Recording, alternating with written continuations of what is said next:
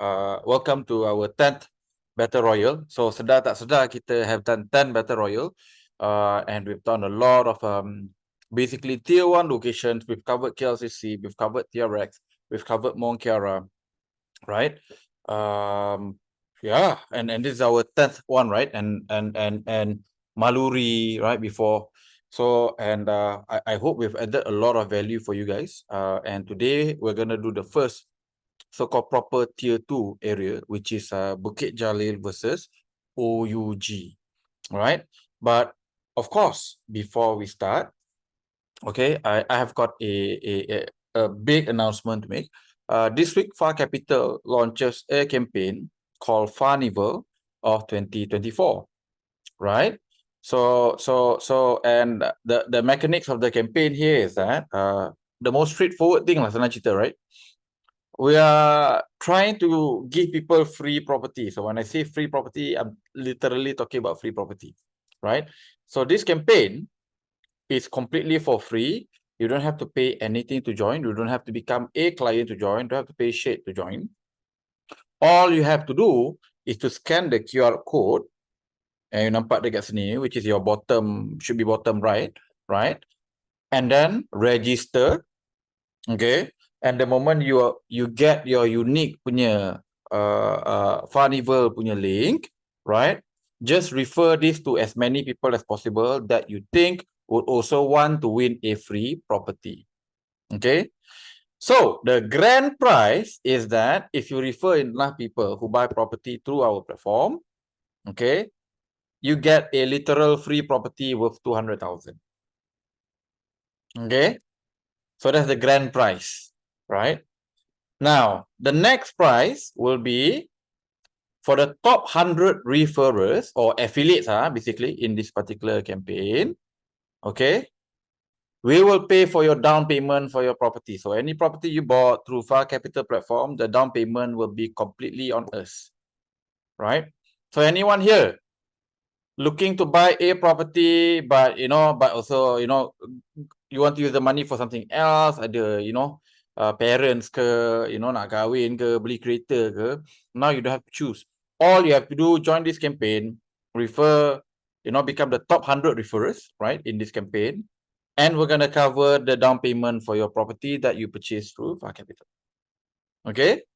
And last but not least, by just registering, right, so even if you are not top 100, you cannot get free property or down payment to be paid, you get minimum 1,000 cash rebate, which is additional discount for any property you buy through our platform moving forward. So, no matter what, you are going to win something by just registering and refer. Okay? So far clear, guys? So this is Carnival 2024. You can click on the QR code dekat sini, right, to join our campaign. Or for those who are already in Zoom, my team has actually allocated the link for you to register for this particular campaign. Okay? So jangan cakap kita tak payung. The contest is until 30th of November. So register quickly, send the link to as many people that you know as possible who could benefit from getting the minimum 1,000 cash rebate or down payment to be sponsored by us, or best still, you own a free property, like literal free, 200,000 property kita bayarkan, nah bagi kat korang, right? So I don't think there's going to be more people who are, I don't think there's going to be anyone crazy enough to go run this campaign, but well, we are Far Capital, we've always been crazy, right? So look at the value that we add and we give during Battle Royale, right? And people are charging a couple of thousand for this knowledge and kita bagi for free. Okay? So, that's our Carnival 2024. So this is the first week, right? So like I said, 3 steps saja to join this campaign. Register for the campaign. This is completely for free. Share to as many people as possible, family member, friends, that you think should benefit out of this campaign. If it's your nemesis yang you benci diorang, jangan bagi tahu link dia, right? So that they don't get a free property and, becoming a competition to you pula, right? And last but not least, you can also submit your payslip and IC so that you can check your loan eligibility so that we can actually find a property that meets your budget. Okay? That fits you and your budget. So boleh guys? right? So this is Carnival 2024, right? Mega campaign. We're literally giving properties away, right? So that's the grand prize. And then top 100 will get down payment covered. And by just joining, you get minimum 1,000 additional cash rebate or discount in your next property purchase through Far Capital. Okay? So that's Carnival. Simple 3 steps: register, share, then submit screening so that you can check your loan eligibility so that we can basically match you with your affordability. Yeah, the right property with your affordability. Okay, let's start our Battle Royale for tonight. So this is context why we are doing this. Like I said, the whole idea is to give you the full point of view, right? If you are looking to buy something in Bukit Jalil or Taman OUG, you have to watch this video first, right? So that you understand what you are buying. Okay. And here's the best part. We've always gotten requests, please do Bukit Jalil, because we realize that how hot Bukit Jalil is. There are a lot of new launches, a lot of incoming supply. Okay. By watching the session tonight, you will know which property to buy, which property to avoid. What are the risks coming your way in the next 3 to 5 years in this area? Okay. So again, we are taking a very significant risk tonight to share all out what we know about Bukit Jalil and OUG, right? So that you can make a highly informed decision before you purchase, right? Because there's a lot of options today in Bukit Jalil, right? So you should know what to buy, what to avoid, which layout will most likely be oversupplied in the next 3 to 5 years. Okay, cool, right? Next slide, please. Okay, so this is what you can expect to learn from today's session. Number one, the importance of understanding the concept of tiering, right? Because if you don't understand the concept of tiering, you will end up kena convinced, right? Convinced by property developer to overpay. Dekat Bukit Jalil, right? Number three, you will also learn how many total new supply coming up in Bukit Jalil, OUG belt, you know. So hint, guys, supply-wise, not a little bit lah. It's quite crazy actually, right? Number four, right? When you buy a high-density development, is there hope to actually make money, right? So any high-density development above 2,000 units. So tonight there'll be a evidence or proof to see whether you can actually make money or not. Then Battle Royale, we've got 9 properties to compare today. You got Care Wellness City Suites, you got Rent Residence, you got Sunway Flora, you got Vivids, you got Veladas, you got Kingwoods, you got Maple Residence, you got Park Green or Park 3, Waltz Residence, and the Legacy, all part of the Bukit Jalil OUG belt launch, right? And in our last Battle Royale, you know, Sean has asked the question, can Bukit Jalil become part of Tier 1 in the next 3 years, right? So I think after tonight, you guys are going to get a lot clarity in terms of, you know, where Bukit Jalil potential is as far as becoming part of Tier 1 is concerned. Last but not least, also going to provide you with a buying guide, you know, if you are looking to buy something in the Bukit Jalil OUG area, right? So very exciting night, right? Very exciting night, right? A lot of information that will be given, right? So, you know, as usual, if you look at the next slide, okay. I think a lot of people who have bought might not be very happy with the presentation that we're going to make tonight. Unfortunately, fact is fact. If it's good, we tell you it's good. If it's risky, we'll tell you it's risky. So yeah, and if you feel you don't like the presentation tonight, what can I say, right? The job is to present the data to help people who are looking to buy. If you have bought already, right? You know, if you have bought already, then too bad lah. Basically, should have joined Battle Royale first. Okay. So with that, Abby, go. Floor is yours. So today we are covering our tier 2, which is Bukit Jalil today, like as per today's definitions before, or might be going to tier 1. Let's see whether it will at the end of the day of the discussion. Okay, so tier 1's rental rates is between 2,000 to 4,000 lah. Occupant mix. So 70% is mainly by local. So is Tier 2. Okay, so mainly the occupants is our local lah. So some of the buyers are the first one who bought it actually original from the area as well. They just continue to stay as a own stay kind of product or over this area lah. So prices high rise wise is about 400 to 700. Landed start from 1 million lah for even for link houses. New launches is about 600 to 1,000 per square feet. Depending on maybe part of it. If it's a master plan, something more unique about the developments, so it might actually hit out a higher prices lah. So that's for new launches. Okay, so that's about tier 2. So today we are covering Bukit Jalil on mainly and some part of our old Klang Road lah. So that's closest to Bukit Jalil lah. So those at Kuchai or Taman is a bit further. So it's not in our discussion today. So Bukit Jalil, last time when we talk about Bukit Jalil, the main attraction before Pavilion was up is about stadium lah, because people go there for concert and things, right? So today the new attraction of COG, we call it, is our Pavilion site and also our potential booster, which we are going to discuss in a few slides later. Bukit Jalil punya slide, as per today, we have last time the center was the stadium area, and today Pavilion has opened up, right? So the new center has moved to our Pavilion site, and there are upcoming potential booster. I would say potential. So we have Admiralty Park, and also everyone was discussing about KL Wellness City as a medical tourism. So that might be part of the boosters. But today, talking about Bukit Jalil as per today context, we are covering mainly over this area up to Jalan Impian Indah. So the one that actually separated Bukit Jalil or to the fringe of our Taman OUG, Taman Yao, United Oceans area is this Kesas Highway. This is Bukit Jalil Highway over here. This one is Max. This is KL Seremban Expressway.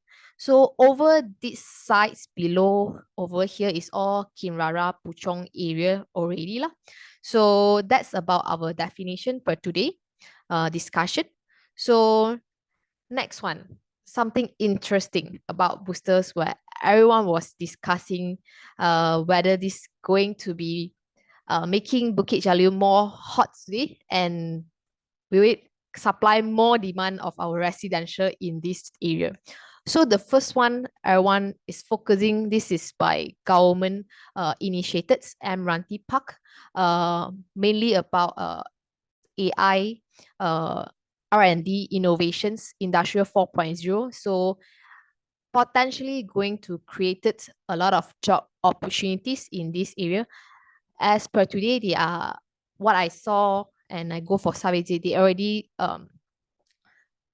paga up all the areas. So I think it's on progress, but when this Admiralty Park is going to be fully developed, is still question mark, maybe about 5 years plus to go, because when I go to Admiralty Park website, there's some part of land is being already segregated into what they wanted to develop. There's still about 60% of it is still undecided yet. So what is going to be up there? But as per today, is going to be a lifestyle center, more towards tech kind of park lah. So they also included health tech in this area. So if you're talking about university campus, Bukit Jalil as per today, they already have APU and also IMU in Bukit Jalil.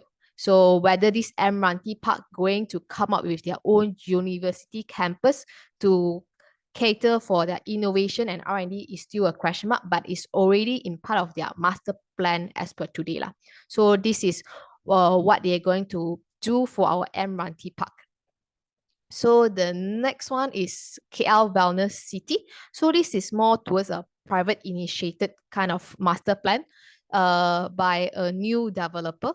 So they will come up with a different concept. They have their own service residence and as well as their international tertiary hospital to cater for medical tourism, as Malaysia is well known and also quite famous for affordable and good skills of doctors, right? So they are doing this as part of this KL Wellness City. So some plot of land is being sold to other party to develop into our service apartments, which is mainly by Exim. Then some of it they are going to develop on their own to cater for their own suites, which we are going to discuss on the supply in our Battle Royale later on. So basically, in this KL Wellness City, other than their wellness suites hospital, they have their central park as well for this KL Wellness City. So people are talking hot about this because this might be another new things other than tech things that are going to boost up Malaysia's in terms of their medical tourism. So this is being parked in Bukit Jalil. So people are all discussing whether Bukit Jalil will be going into tier 1 with this 2 booster coming up. So that's two booster as per Before today. we move to the next slide, I think we bring the panelists. I want to hear. Yes. Yeah. What do you guys think? Well, the Meranti Park and KL Wellness, be the booster, right? So look, so why we call it booster, right? So booster are gonna be things that will help increase rental and property value. So that's what a booster means, right? It's like a rocket ship, right? So the moment you have it, then suddenly the demand for the property becomes great, rentability becomes great, right? So then the question here is that are these legitimate boosters? So Sean, what's your take? Very. I think Tzu Chi School is a bigger booster. Oh, but yeah, okay. Okay, So the Tzu Chi International School, the one that I say sandwiches in between the few. The one that we're going to discuss later. The international school. Because I got a lot of people actually buy property, so they kind of get placement into the school. So it's like Sunway strategy for the Iskandar region. Yeah. So that one, but this one, Wellness City, literally like now I can actually look outside and it's outside lah. I've asked around until now they are still marketing their product. Yeah. And it's not expensive to begin with. Their price is not crazy high, but still cannot sell. So I also don't know. So looking at that, I don't think so lah. Meranti Park, it's like forever land clearance. So now it's a testing ground for people, for car YouTubers. Meranti Park is full with cars all the time, all for YouTube purposes. So YouTube. People want to see what's the upcoming for the Meranti Park, right? No. So it's people because it's all done up, all the land, all the boundary, all are done up. The roads are all done up. Yes. So the roads are really nice for people to test cars. So all car YouTubers all film their videos in Meranti Park. Like that. I don't think that's the intention of why Meranti Park. Yeah, so that's why it has been so long, but no news. So until to an extent where people kind of gave up already, I think. So these two like Wellness and Meranti Park so long already, but then like actually I think it was the topic start before COVID actually. Yeah. I'm just wondering who is behind Meranti Park. They're funding all these developments, parcel of lands, because it's quite a huge mega project, I would say, for the area. I can see if it happens, probably it can be something like Cyberjaya. You see data centers, universities and all. But Cyberjaya, bad example also like. Yeah. I didn't say. Yeah.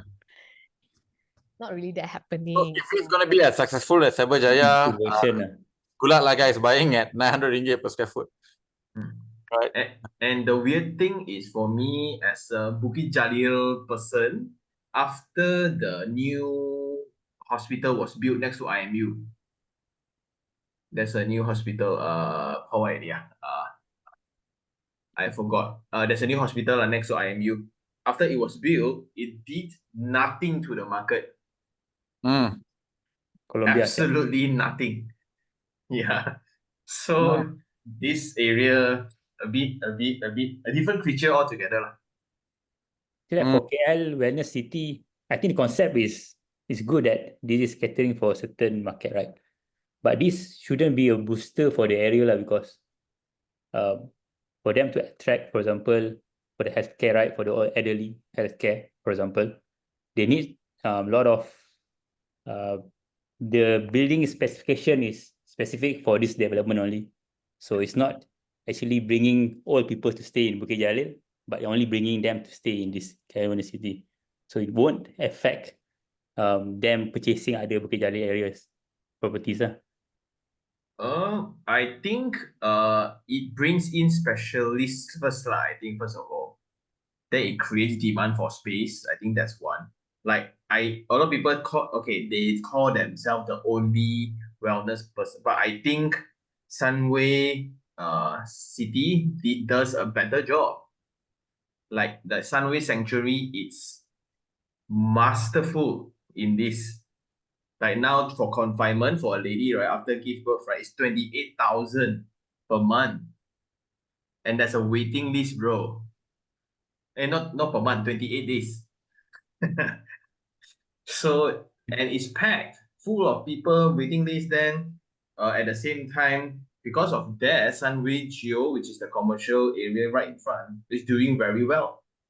And if you go into Sunway Medical Center, you thought that you reach, right? You still need to wait, right? I thought 38,000 is considered reasonable. It was not lah. So when my kid 3 years ago, it was about 12 to 15. Okay. So now it's about 15, 16, 18,000 kind of. You literally have our own suite lah. Right. Because I've heard the one in Monkera, which is a non-branded brand, I think it's charging like 38,000. Oh shit. Okay lah. That one tier one different. So when you compare to okay lah, Sunway brand 28,000, it doesn't sound too expensive lah. And it's new. So I think it's they also not as ambitious just yet lah, I think. Interesting. But yeah, I think that they have way more success compared to this concept. But I don't know whether the Tan Sri will be watching this because the Tan Sri is actually asking me to go and visit his place. So yeah, personally, I don't think so. Yeah. So Not many people actually work in Bukit Jalil. That's what I realized. Everyone's staying, yeah. Advisors will tell you. Yep. Everyone's so which is the reason why I'm asking this question, right? Because I find this particular USP, right, to be a very unique USP per se, because I recall back then when I was about to buy Titiwaksa Central, and obviously Forum has got a lot of opinion because people sour, cannot get unit, then start, this property very bad facing hospital. So I always remember, because I'm not Chinese, right? I'm not Chinese. So somehow Chinese got pantang of buying nearby hospital or facing the hospital, or I don't know what's the pantang lah, because Chinese got a lot of pantang lah. Everything also pantang. Here pantang, there pantang, door pantang, window pantang, letak patung pun ada pantang punya. Right? So I don't understand. So I'm so sorry, right? Ignorance. But I recall being located nearby a hospital wasn't a USP 10 years ago. So basically my question is that what has changed? Right? Because this is being used as a selling point today to justify close to 1,000 ringgit per square foot Bukit Jalil. You know what I mean, Sean? Yep. Right? So to me, what has changed? Am I missing something? Because again, clearly not China. Is it like, for example, different set hospital, a poor hospital pantang, a rich hospital no more pantang, okay one. But the one in Bangsa Sub, no, the one in Pantai Hospital. Pantai. Yeah. The one next to it, the building, still the same price 12 years ago. Correct. Didn't go up. Yeah. So I mean, well, for me, I bought Titiwaksa Central. I was very happy that I bought it. One of my best properties that I bought went from 240 to about now, I guess 550. You know, the peak was almost 700,000, right? During the peak of the bull run, right? So I never get it, but I find it to be quite peculiar that suddenly this is being used as a selling point. So rather than a pantang point, right? Now it becomes a USP. So which to me, I find it to be quite mind-boggling, right? I think it's a different price point kind of thing. Like just now you mentioned, not so much the hospital atas or not, it's but the property that you are buying atas or not. Yeah. If you're buying a medium, upper medium for hostel for people to work in, okay lah. But Yeah. your dream home want to be next to a hospital, man. I think that one weird lah. I mean, this doesn't look like a proper hospital to me, lah. You know what I mean? It looks more of a high-end kind of like, you know, by the way, kind of like treatment rather than core treatment, right? So personally, I think if they can execute the master plan whereby it's meant for retirees and whatnot, I think it'll be interesting, right?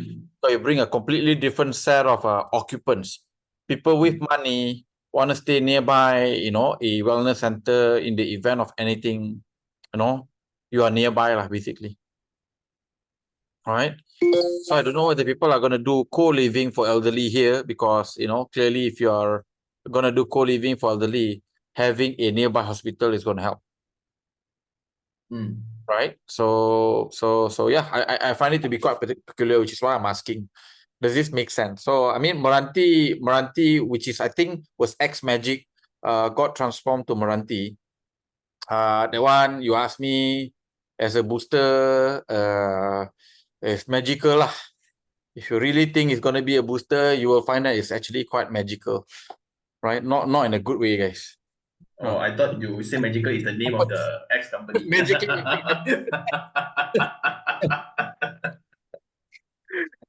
You know, magically the intended purpose, you know, I wanted to become a technology park, but suddenly become like a car YouTuber kind of thing, right?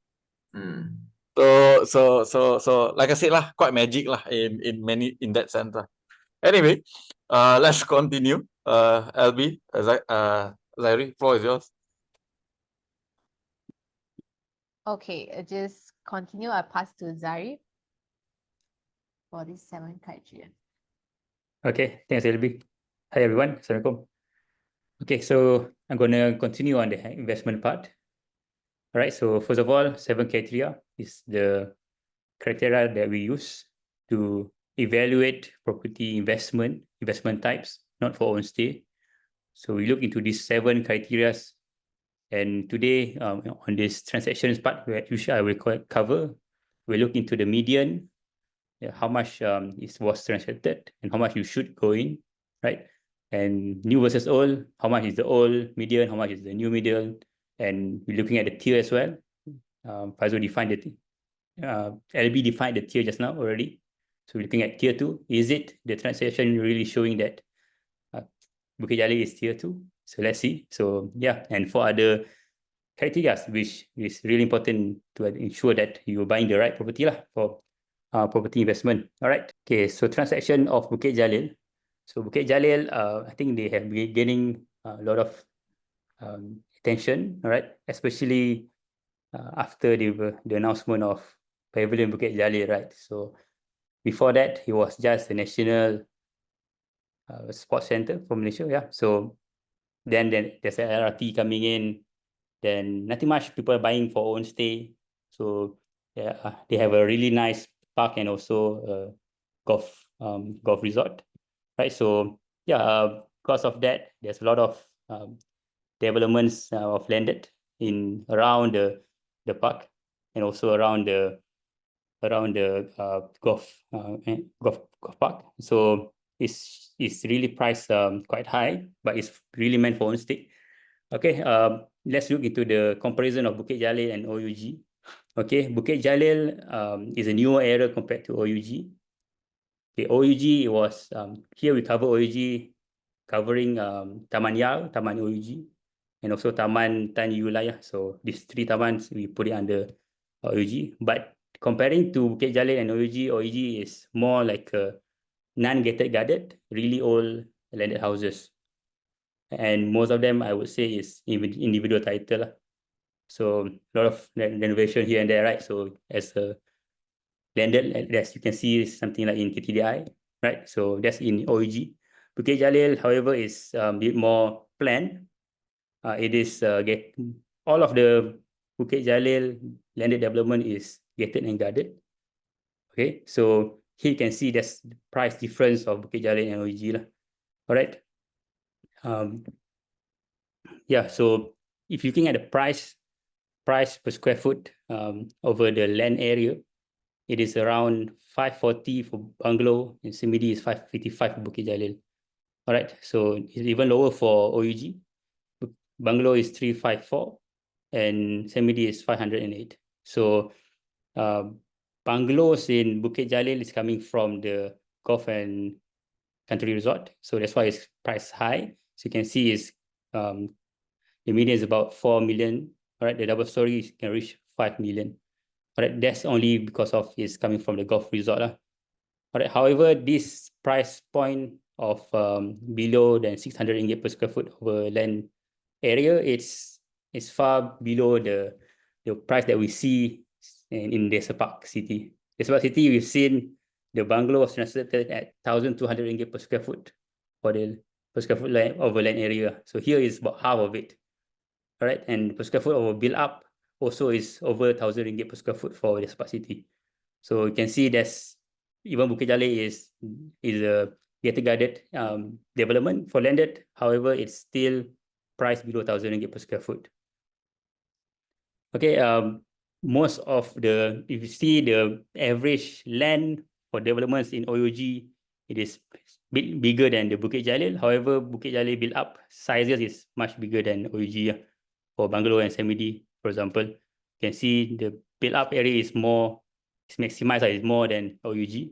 However, the price wise, for example, for semi-D, you don't see much difference. It's still around 2 million for the double story semi-D. Same Bukit Jalil and OUG, right? And terrace houses, yes, you can see a bit of difference lah. So terrace houses in Bukit Jalil is about 800 ringgit per square foot over land area, right? OUG is around 500 ringgit per square foot. Yeah, so the old landed and non-gated guarded, here you can see the difference already, the terrace houses. And because of this, the terrace houses in OUG is also is priced cheaper lah. So you can see there's a lot of transactions in terrace houses, much more than terrace houses in Bukit Jalil. Because of the singles, the double story in OUG is still below, terrace houses is still below 1 million. Here in terrace houses in Bukit Jalil is already 1 million plus, right? 2.5 story and 3 story reaching 1.7 million. The 1 million plus for double story terrace house is the one a bit further than the pavilion areas. So it's a bit more closer to Kinara. So the one closer to the golf park and or the pavilion areas, it is reached already 1.5, 1.7 million already. And that's why OUG looks very interesting for those as an alternative for Bukit Jalil. So it is still below 1 million for the landed double story. Yeah, so here you can see a lot of transactions for landed in these two areas. And these two areas, it looks like it's haven't reached tier 1 pricing point. Still far from tier 1. Okay, next.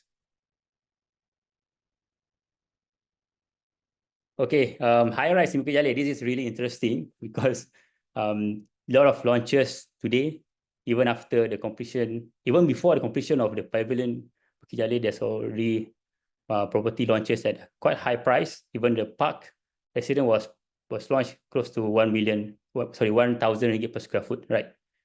So people are really bullish on it. Some of my friends not really bullish on it because they're saying that the pavilion Bukit Jalil is not graded as similar to the one in Bukit Bintang or Damansara Heights, right? So those pavilion is grade A, this pavilion is probably grade B. You can see the tenant mix, right? So they don't really see the price would really go that high. And then when we look into the pricing, today for the new completed ones, we can see there are not much actually transacted above 1 million 1 million ringgit. So from what I see is only 10% was transacted above 1 million price point for the high rise. And for above 1,000 ringgit per square foot, there's only about 2.5% transacted in Bukit Jalil, right? So that's why you can see here the new median for new developments, right, completed for the past 5 years is still below 600,000. To be exact, is 585,000 and 830 ringgit per square foot. So yeah, so it's still below 1,000 ringgit per square foot, and only those selected fews can actually reach higher than the median. So let's see the new developments, right? They are Havre and Casa Green and Residency Park Hill. These three, you can see the price is only hovering around 400 plus to 500 per square foot, right? Even though it's new. Only those developments are highlighted in bold. You see Skylux at the park, Residency Park on top of the pavilion, right? And Aurora Suites and the trees, which is a bit older.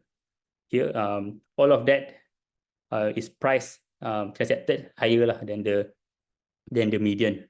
So Skylux, Residency Park, and Aurora, you can see is reaching 800 plus per square foot to 900 per square foot. So yeah, this so the key is that there are only selected area or developments which is actually can price higher than the median. So here, Skylux, Residency Park, Aurora Suites is really good walking distance to the pavilion Bukit Jalil. Other than that, there is also like the Tropica is walking distance still, is around 900 ringgit per square foot asking, and there's no transaction as of today. But yeah, those kind of developments can actually price higher, and then there's a demand in sub-sale for those walking distance to the pavilion Bukit Jalil. Other than that, another thing to highlight is that those developments actually surrounding and having a good view of the golf course actually price better compared to the other developments. So you can see here, Twin Oaks, the Link 2 is, even though it's about more than 7 years old, is about 680 to 770 per square foot. So it's quite high than compared to the median.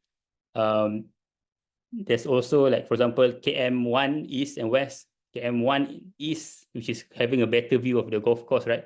It's reaching 800 plus per square foot, right? KM1 East is still 570 per square foot, but it's still quite high, considering it's quite old, right? And the trees, yeah, is 650 per square foot, even though it's more than 10 years old. This is because of it is having a good view of the golf course, and also is either is having a good view of the golf course or is walking distance to the pavilion Bukit Jalil, right? So the old ones, most of them is walking distance to the LRT, because there are plenty of LRT in Bukit Jalil. Savannah, Greenview Avenue, Bukit, OUG, and Vista Commonwealth. These are all developments before 2008. The median is about 350 ringgit per square foot only. So there's a big difference of the very old and the new ones, and also the launching ones. So the launching one is the future price, right? So yeah, that's pretty much about the high rise in Bukit Jalil. Panelists, you guys have any opinions to why these two theories of locations inside the Bukit Jalil actually have the impact on the pricing of these properties?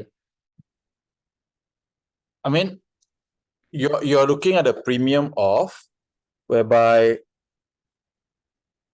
kalau you are the mall and you've got a legitimately good mall and you've got a golf course, then you get a premium, right? So that's basically the finding based on the data today, right? Yeah. I mean, not much on the LRT because you see Casa Green walking distance to LRT is still 500 per square foot. But here's the thing, right? I've been telling people, which is why you have to understand tiering, right? So when you understand tiering, you will also understand that above 700 ringgit per square foot, LRT makes no difference. Especially if your LRT is sorry to say, lau kia ataupun, you know, low, do I say low class? Or I say low value, right? LRT, right? Less value. So here's the thing, right? is Star LRT. Star is not connected to any meaningful or what I call a premium high value workplace. Do you know what I'm trying to say? Right?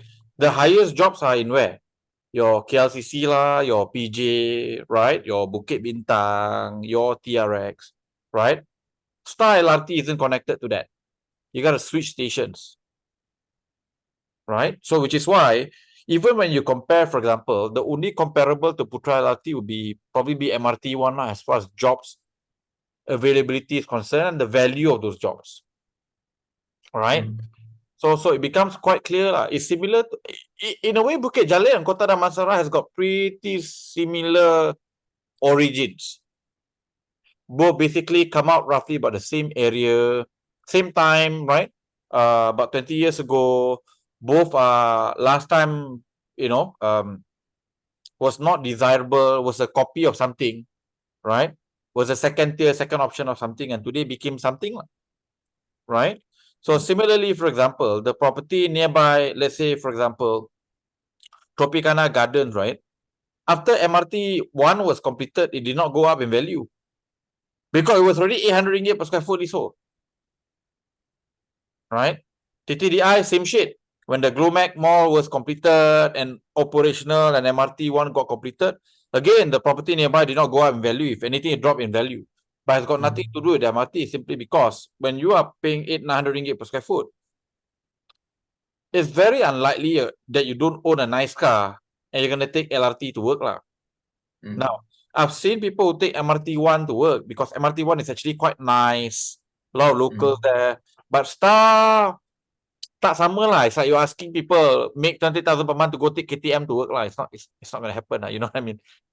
And all people use KTM are actually migrant workers, right? So I would say a very significant percentage. Right? So you got two levels of expat, right? One is high value expat, right? And then one is the lower one, right? Your Indonesia, Bangladesh. So your high value expat are not going to take KTM to work. Right? So they don't even take MRT lah, I think. Right? So that's just the reality lah. So after a certain price point, it doesn't go up in value anymore. And what we discovered for tier 2, 600 to 700 ringgit per square foot is basically the max cap. After that, LRT, MRT makes little to no difference.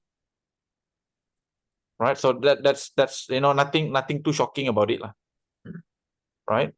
But I think the key number here from this presentation here is that, and I want everyone to remember, right, is that since this is from January 2021 or 2022, Zari?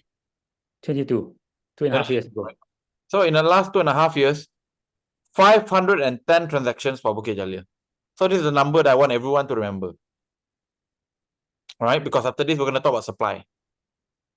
All right, Sean, William, anything?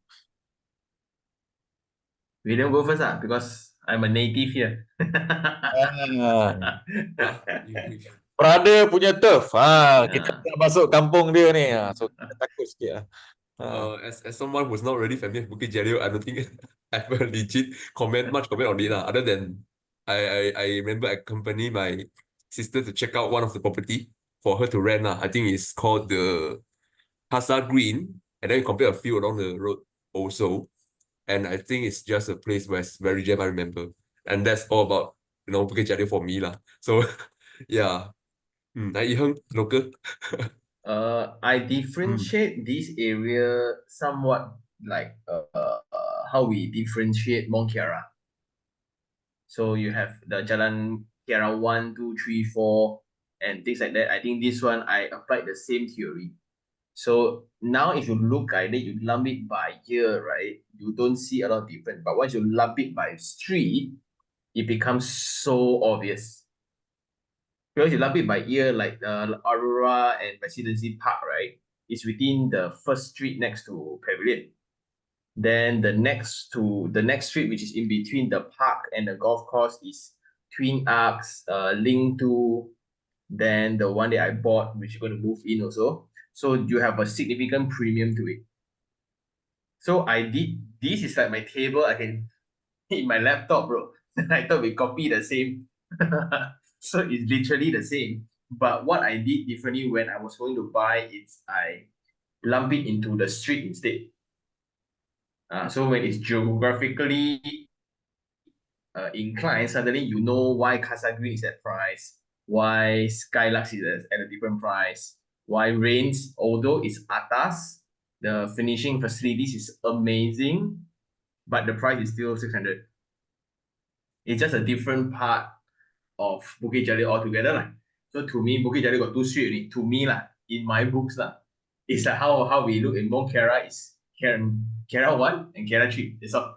The rest not Mont Kiara. Something like that. So that's why I'm a very happy man looking at this chart. So wondering what's your benchmark when you purchase your property? Which property? That time, Twin Arcs was the benchmark to me. Is Because a Tropica is development. Twin Arcs is right next to it. So mine is next to Twin Arcs, next to Link 2. Yeah. Then opposite is Skylux, but Skylux sizes is almost the same. So I bought, my price buying is lower than Skylux price 2020. Yep. And I bought it at retail. Wow. The salesperson actually didn't know who was Sean at that time. So quite funny also. Yeah. So I think you are right, but now there's a theory that I'm testing. Maybe I think properties without or away from the mall, away from the LRT, will appreciate better than those that are directly next to it. So now I think if another 2-3 years, right? Because now the mall is almost full-fledged now. Every day is packed, and every weekend you can just have Zumba class event every 6:30 in the morning got people clubbing already. And those who are paying 1,000 per square feet to live next to these kind of things, right? I don't think it will work. So why not move over to the park where in front, when I'm swimming, there's a park. When I open my unit, there's a golf course behind. So my theory is I think that street will be much higher or much more appreciated at that price compared to the current typology right now. Even at today's pricing, those walking distance to LRT, as discussed, is around 500 plus per square foot only. Yeah, So, again, so it's at least I purposely pay premium to not be close to LRT. I don't want to be connected to LRT. And it's higher density in the area. Yep. So now I have so as a resident who paid now it's considered premium but I bought at the earlier phase, right? Now the commercial area downstairs is a little bit too good for me. Then I go everywhere, even the grocer's manager knows my kid. So it's a problem to me if you really want privacy.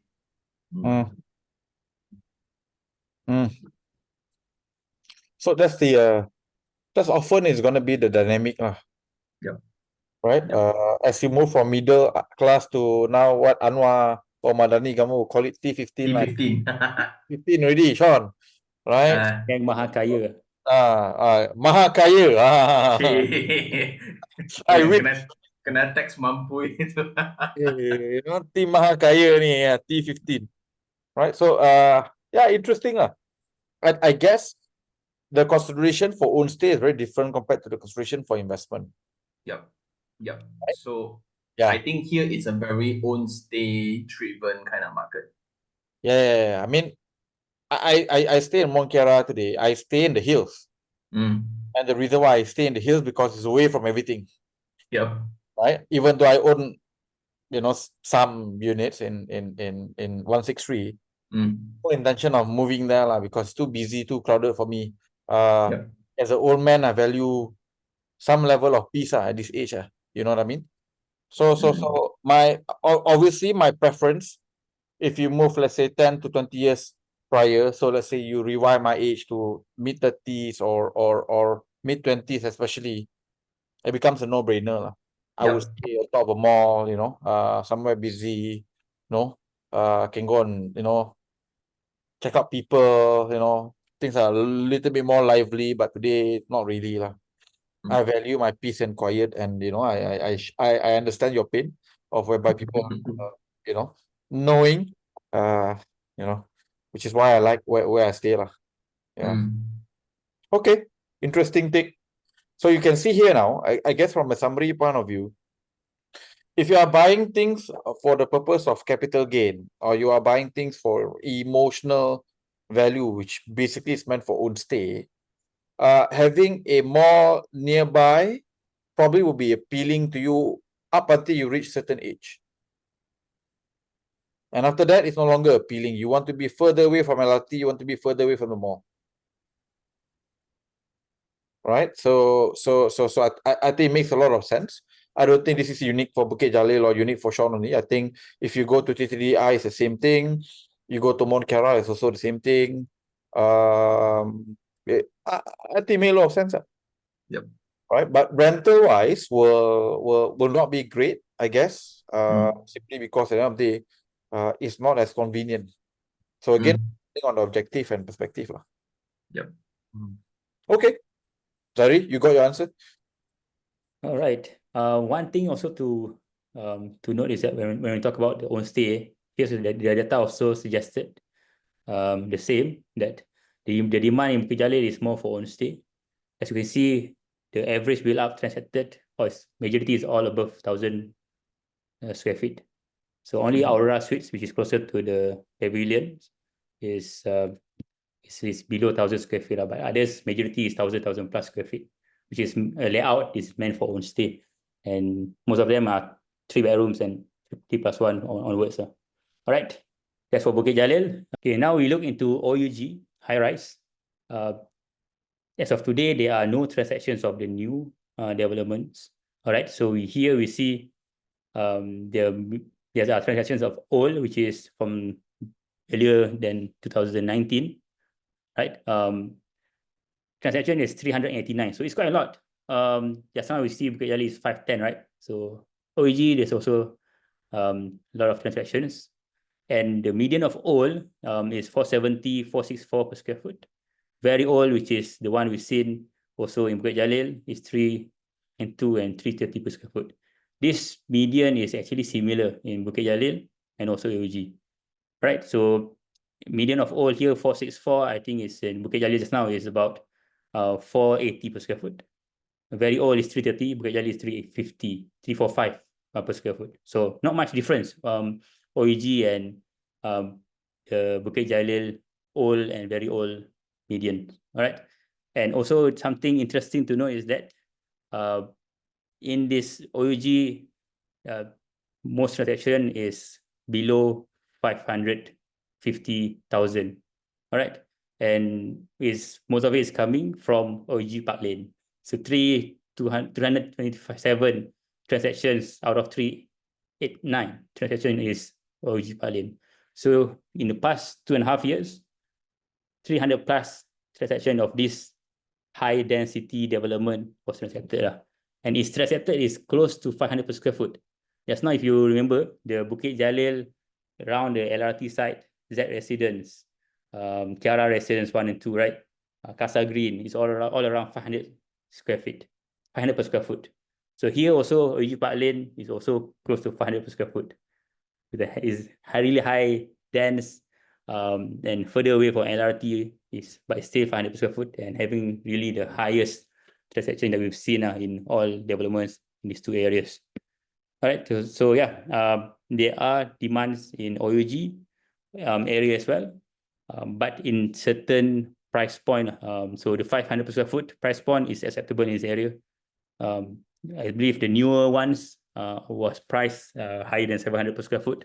So it wasn't, there's no transaction as of today.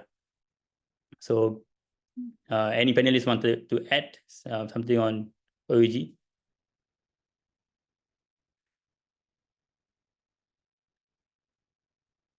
I think I find it to be quite like I said, it's actually quite shocking to see Park Lane doing well. right? So one of the main reason why, for example, we always thought high density development, right? So that means development with above 2,000 units. Don't have much hope. It's actually largely because of OUG Park Lane. So OUG Park Lane, I think, was one of the original OGs of high density lah. Well, at least from the year of 2010 all the way to about 2020, that was the only development that I can recall of, I think, anywhere in Klang Valley with above 2,500 units, right? And not only has got a lot of units, but the facilities are, I would say, very, very, very poor lah, basically, right? Very, very, very poor, right? So and that's the reason why, for example, people asked me back then, right, whether to buy things like, for example, like Razak City or M Vertica, which is now above 3,000 units, right? I told them to stay away because look at the case study of OUG Park Lane lah. So it was the one that I used as the example, right? So it didn't do very well, right? So clearly M Vertica came along and proved everyone wrong because, you know, with the right facilities and high density, it will remain acceptable, especially if you're located in an area which is considered to be quite prime, right? City center, reasonably priced, nearby LRT, nearby mall, right? So M Vertica came in and shocked everyone lah, in a way, right? So when I look at the transaction of OUG Park Lane today in the last 2 years, 327 transactions, which means they make up 80% of the whole transaction in the whole of OUG high rise, right? That to me was like mind-blowing, right? Mind-blowing. And not only that, people actually make money buying OUG Park Lane. Because back then, I recall it was launched at, I think, high 200,000 for the first phases, and then towards the end it was about 400,000 lah. And I thought people who bought at 400,000 all are, number one, die lah, basically, right? Well, good to see people are making money again, right? For OUG Park Lane lah. So happy to see this particular outcome. So that means for people who bought things like, for example, like Razak City, there's hope lah after 10 years. But will yeah it lah. be a stage where, like, if you look at the price, right, like less than like 480,000, there's nothing else around the area. Yeah. Means like maybe this particular project, those around the area all rise up already, left this particular block only. So also it will rise. Yeah.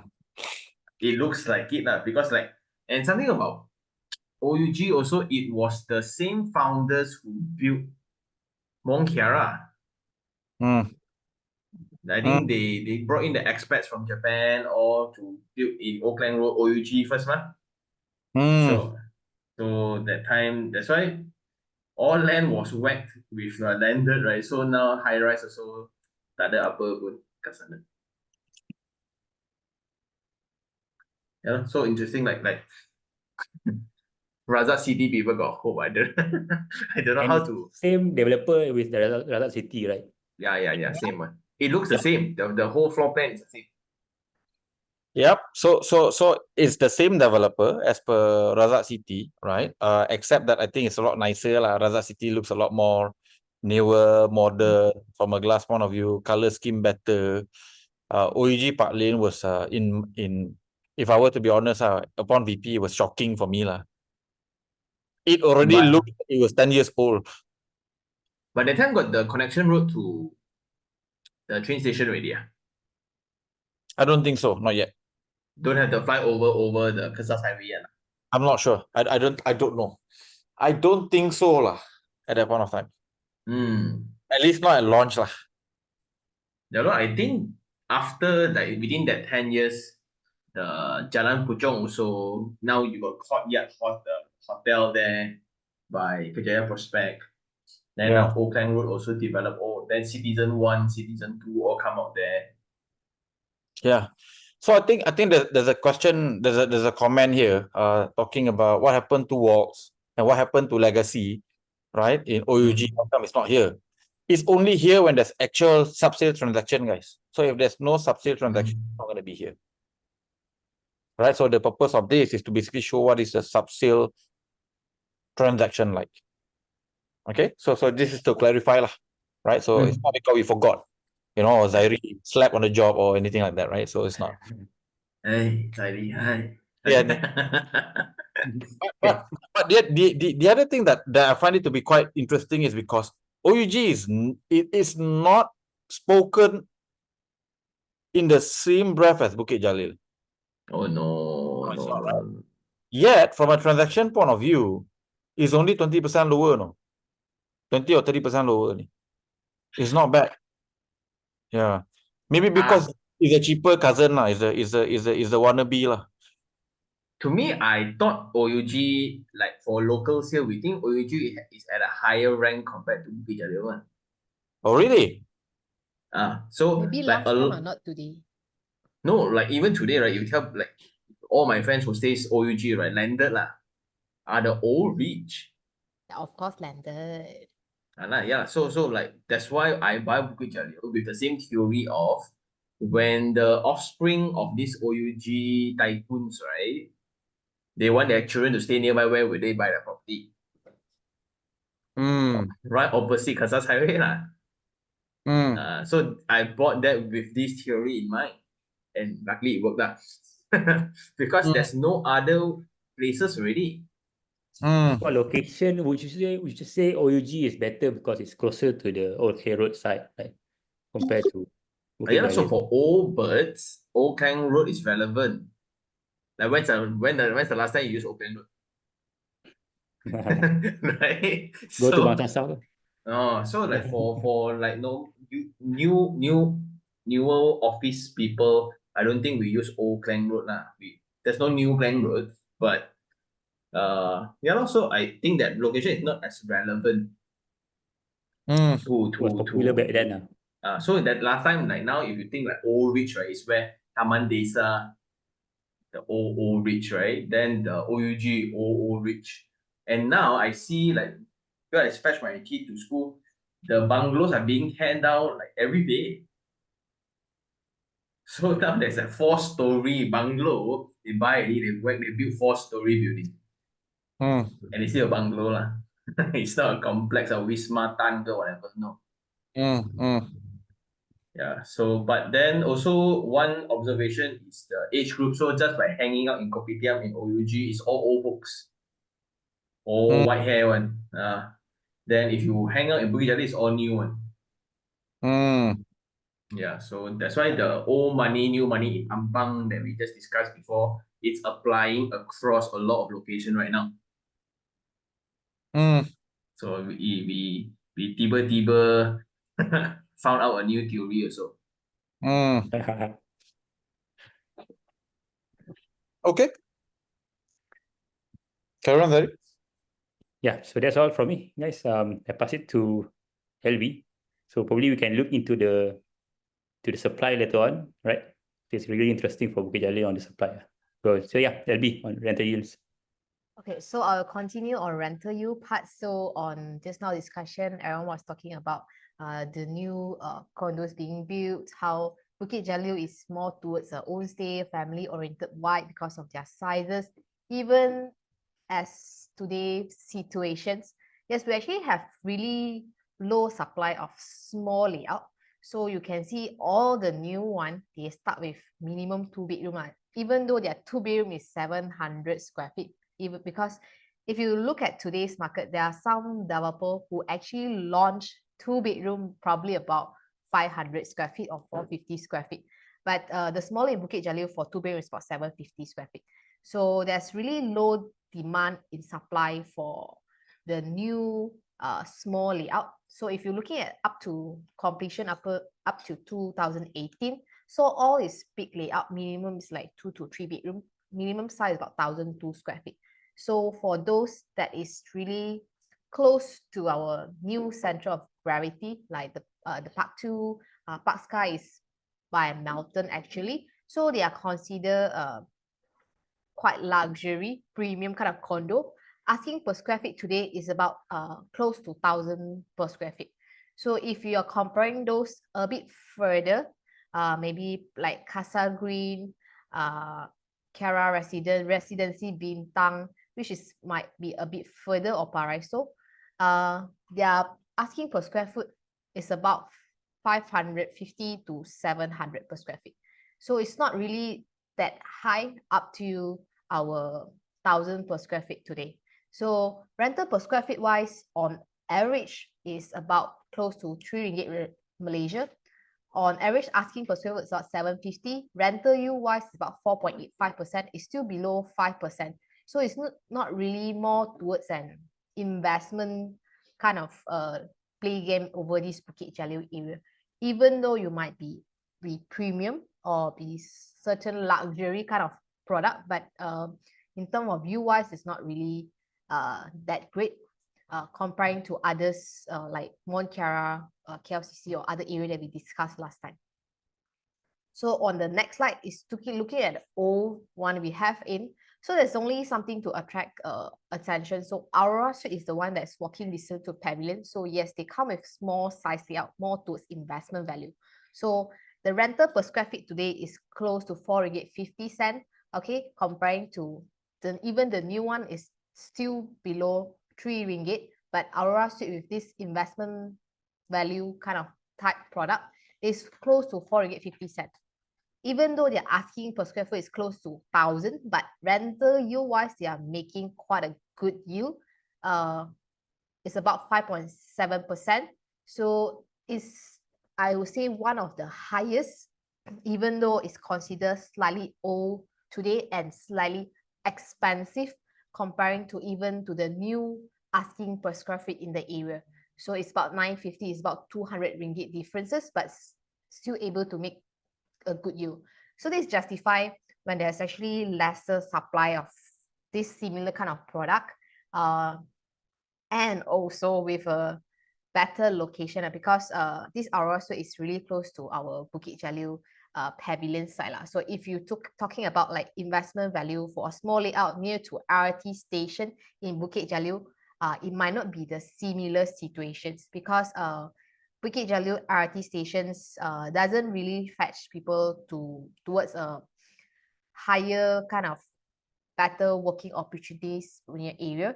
So this is why it's not really more towards investment value, even though it might close to RT station. So Aurora Suite is because it's just close to the new Center of Gravity Pavilion. That is why it makes such a different and a better yield. Even though last time we always say, oh, if you're close to MRT, RT, you might have advantage. But it's not the same cases in Bukit Jalil, where it's more own say family oriented kind of area. And also the LRT is not that premium and doesn't really bring you to places with really high working opportunities in your area. So if you're looking about for all rental per square feet is about 2 ringgit, asking per square feet is about 550, rental yield wise is about 4.54%. This is why we classify Bukit Jalil still in our tier 2 area. It's not really a tier 1 area. Even for their new one supplies, it just up to their upper tier 2 area. So if you are looking on our Taman OUG, so for the one we are discussing today, we have legacy wards and so the nets in comparison. So their rental per square feet today is about 2.87 ringgit for new supply. Asking per square foot is about 625. Rental yield is about 4.68%. On average, is still below 5%. The legacy OUG is actually more closer towards the Pearl area or the new street, the more happening area of Old Klang Road. It's not really close towards Bukit Jalil side. So for O1, we have OUG Park Lane, where we have a lot of units being transacted. So looking at this 3-bedroom layout, even though it's a bigger size, but their whole unit rental is about 1,005 to 1,008, average about 1,006. So rental per square feet is about 1 ringgit 70 cents. So it's still actually below 2 ringgit. But in terms of their absolute price point, like what Sean they all discussed just now, what they can get in the market that is below 500,000, and better or newer is the OUG Park Lane. So this is why you justify the number of transaction, even though the rental yield wise is not really that high or like above 5%. So for O1, we have Residency 8, OG Heights, Fortuna Court.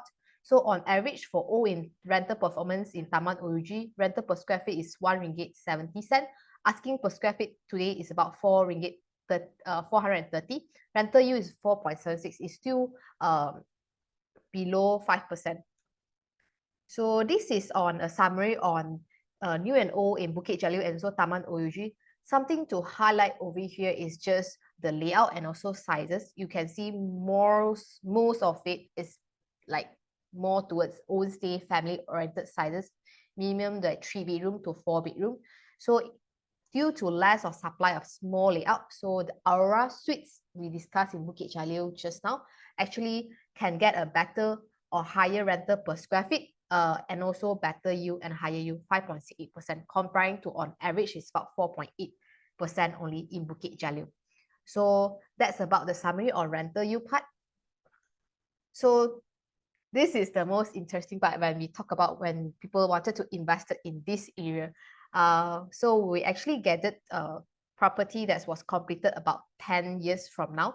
So some of it, we doesn't really recorded any sub-sale transactions in the market. So you can see most of it actually did not make money from their launch prices. And even if they did, it might be just a little of capital appreciation. For example, the Havri is about 550, comparing to their launch is about 540. So the Park Sky is actually from Mountain. So transacted about 970, launch is about 900 net lah. Okay, Casa Green 480. Today transacted is about 500. So it's not really a huge difference in terms of the prices being transacted from today. So for the Z residence is about 10 years from now. So value increase is about 150 to 200 ringgit per square feet wise.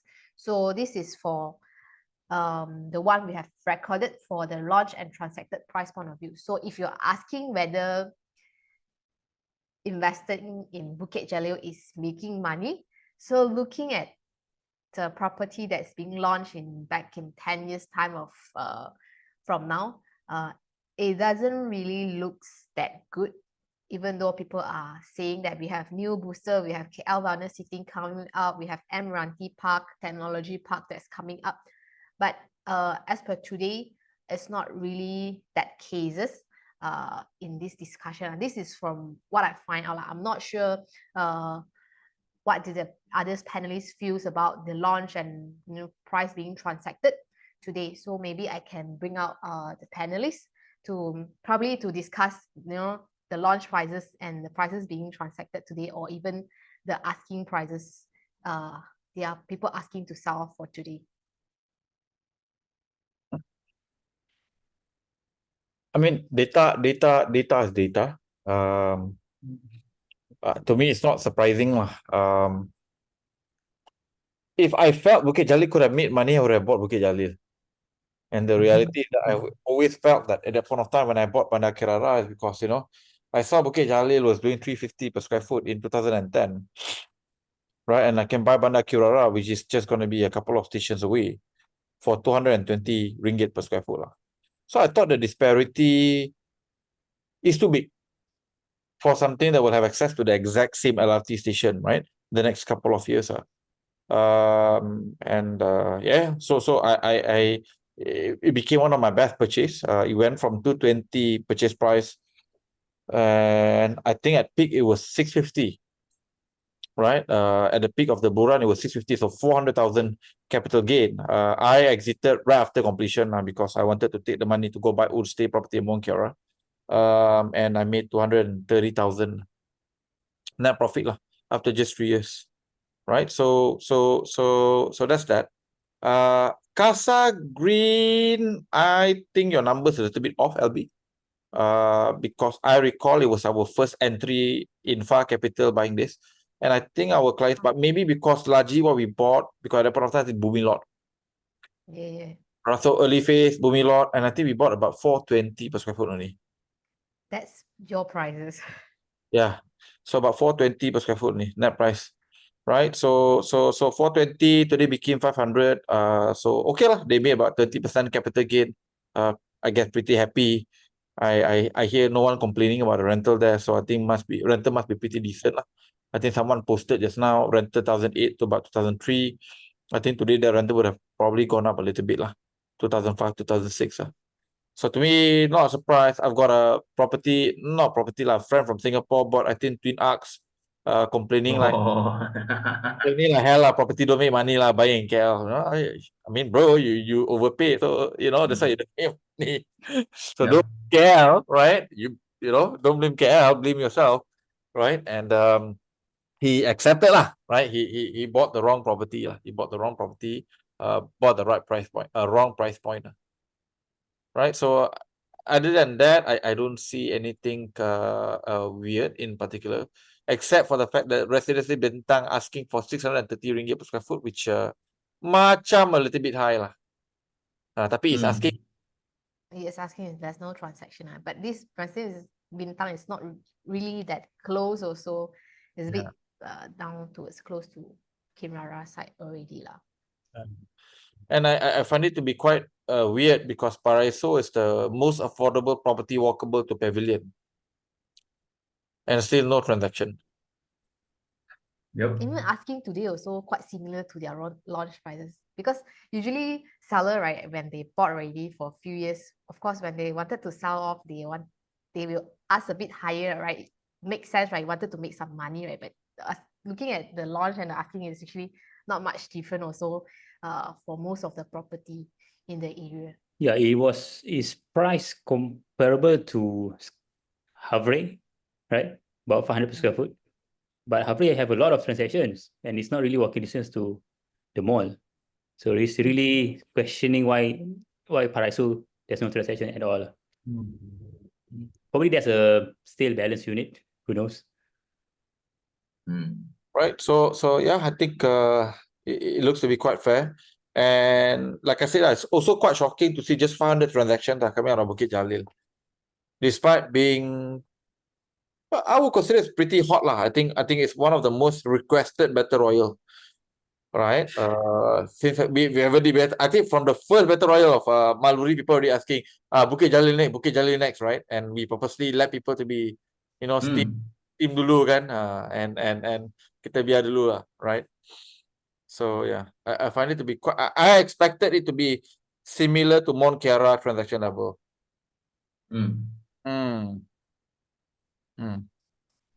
I think there's comments here lah. Paraiso rental should be quite good. Yeah, I think should be, right? I think the rental is pretty decent. It's one of the best performing, right? But it's also very mass market lah. Might be just slightly better than Park Lane OUG only.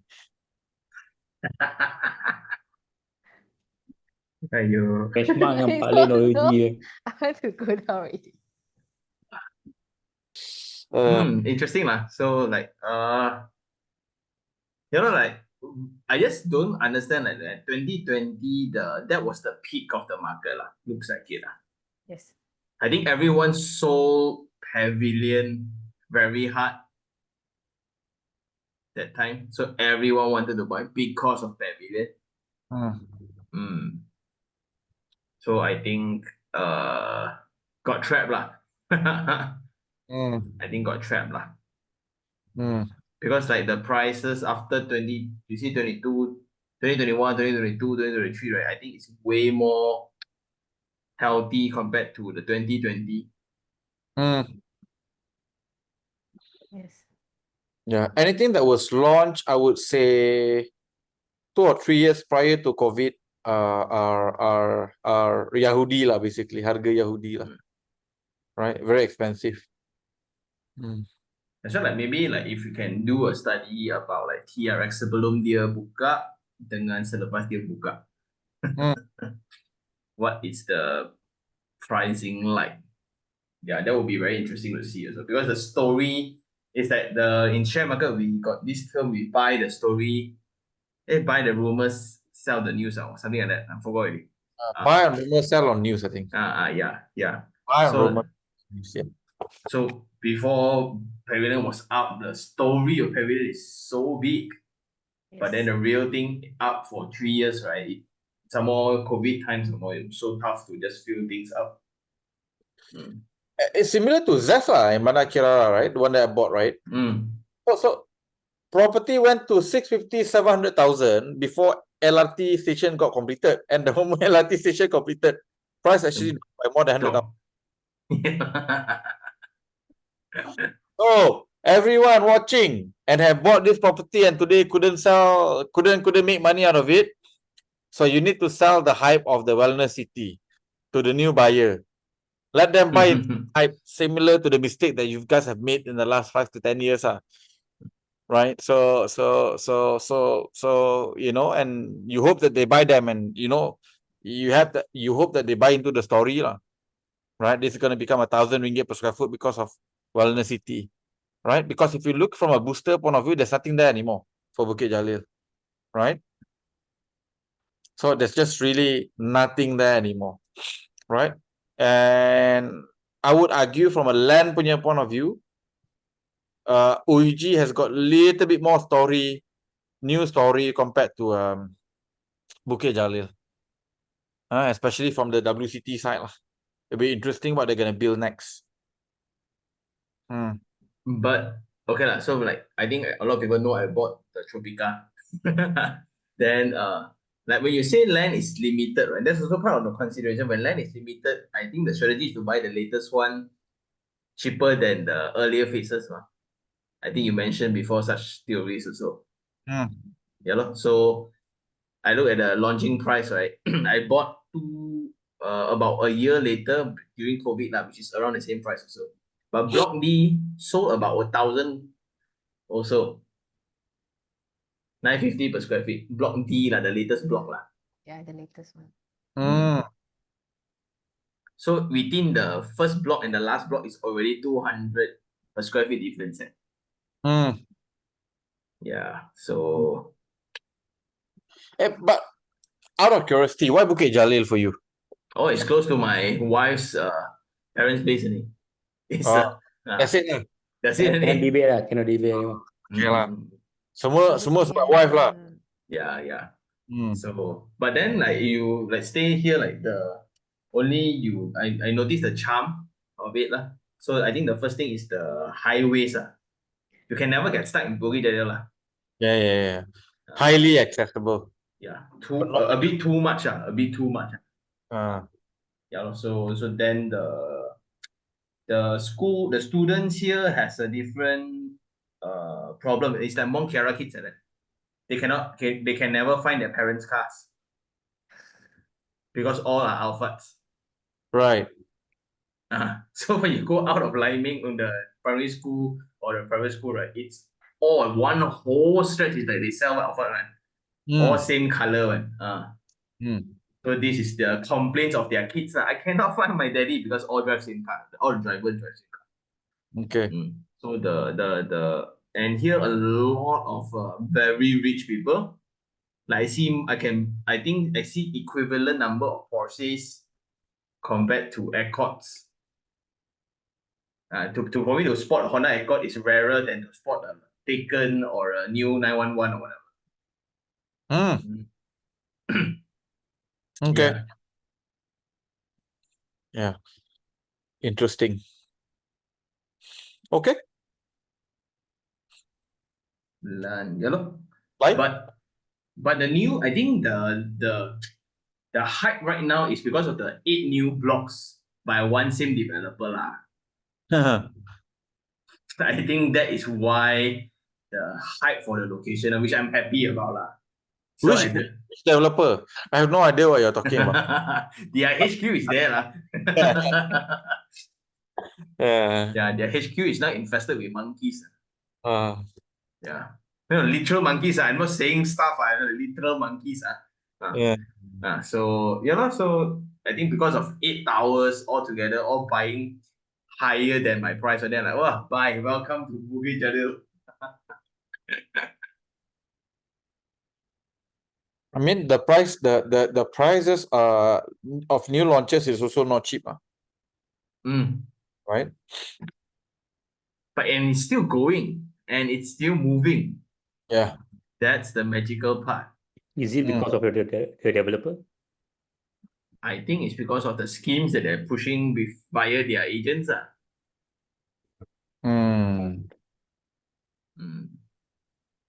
Okay.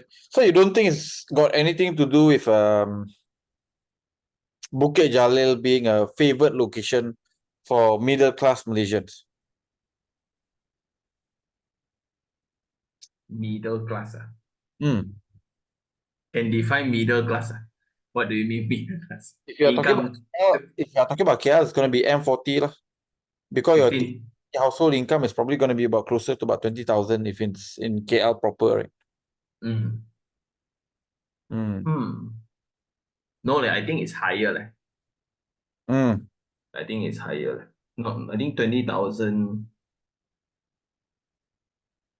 20,000, I think Kinara side would work better. I think Bukit Jalil is a bit higher. I'm just looking right outside my window, looking at it. No, But I think now I notice a lot of expats and Singaporeans actually move in. Yeah, so like now if you go to Pavilion, Bukit Jalil, a lot of expats are in. And a lot of lecturers from IMU, from APT, a lot, so a lot of my audiences say hi to me, all from all Orang Putih. Then the building that I'm going to swim also is all Orang Putih and Koreans. So it's giving me a very Mong Kiara vibe. So but no data one, this one off field, no data one. Then Zairi and LB, you no data one talk what? Most of them are staying in which development? This sounds like Mutiara Damansara 10 years ago. Yeah. This When the very curve much, all up, IKEA all up. yeah. I mean, IKEA, the curve was up about 20 years already, right? Move into the area. My first property after we got married, I stayed in Pesaran Surian, right? So and I think we moved in 2009 or 2010, I can't remember, right? Yeah, of course, at the beginning it's all local, right? And you know, the curve was like half dead, pretty quiet, right? Then up until like 2012, 2013, 2015, then you begin to see a lot of expats. Right? So I realized that they basically came largely from Mutiara Damansara. Right? So Mutiara Damansara was the closest thing there is in Selangor, in my opinion, at that point of time, to tier 1. Oh yeah. Right? So yeah. Well, if that time you just bought the Sabak City across the street.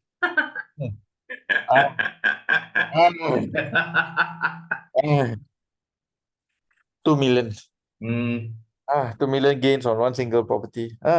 Go watch our Battle Royale, guys, and see how people like me and Sean talking cock and didn't buy the Sepak City. Right? Lie. Go ahead, Larry. Albi. Okay, that's an interesting discussion about our launch and transacted. So this is just a small summary. So you can see today from the observations, actually less of supplies in our small layout. So Aura, which is the only one with a single bedroom, has the best rental yield performance, about 5.68%, despite it's higher in their price per square feet. On average, Taman, OUG and Bukit Jalil, on their size-wise, they justify for more towards own stay because it's more towards a bigger layout, 3-bedroom, about 1,002 square feet on average. So Pavilion and Bukit Jalil and KL Wellness City has become the new hotspot or new USP.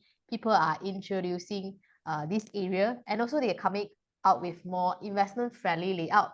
But will this become a booster? Yes, we put it on a question mark. So it's being observed that the rental yield for Bukit Jalil and Taman OUG has actually not much different. So it's about 4.84% and 4.73% respectively. So the amount that's near to Bukit Jalil Pavilion and access to LRT station last time has a better yield, but will it continue? Let's put a question mark. But as per today, it's not really happening because it has switches the typology from more towards investment close to LRT station, but today close to Pavilion side, which is Pavilion doesn't really have LRT access. Okay, so if you're close to LRT station, observation there is yes, better you if you're doing for room rental, aka co-living lah. So you just break your room into a few do partition, then of course you can get a better yield, but not in terms of your room rental as a whole unit in terms of their yield. So that's part of our summary. So Airbnb, let's see this KL Wellness City, people are selling for Airbnb medical tourism. How is the Airbnb performance in our Bukit Jalil? So if as per today's discussion, Bukit Jalil center of attraction actually has moved from stadium area towards our pavilion side. So on this Airbnb mapping, it's more concentrated of their Airbnb listing towards pavilion area lah. So on average, the best current occupancy is about 50% to 55%. So at best, maybe can reach up to 60%.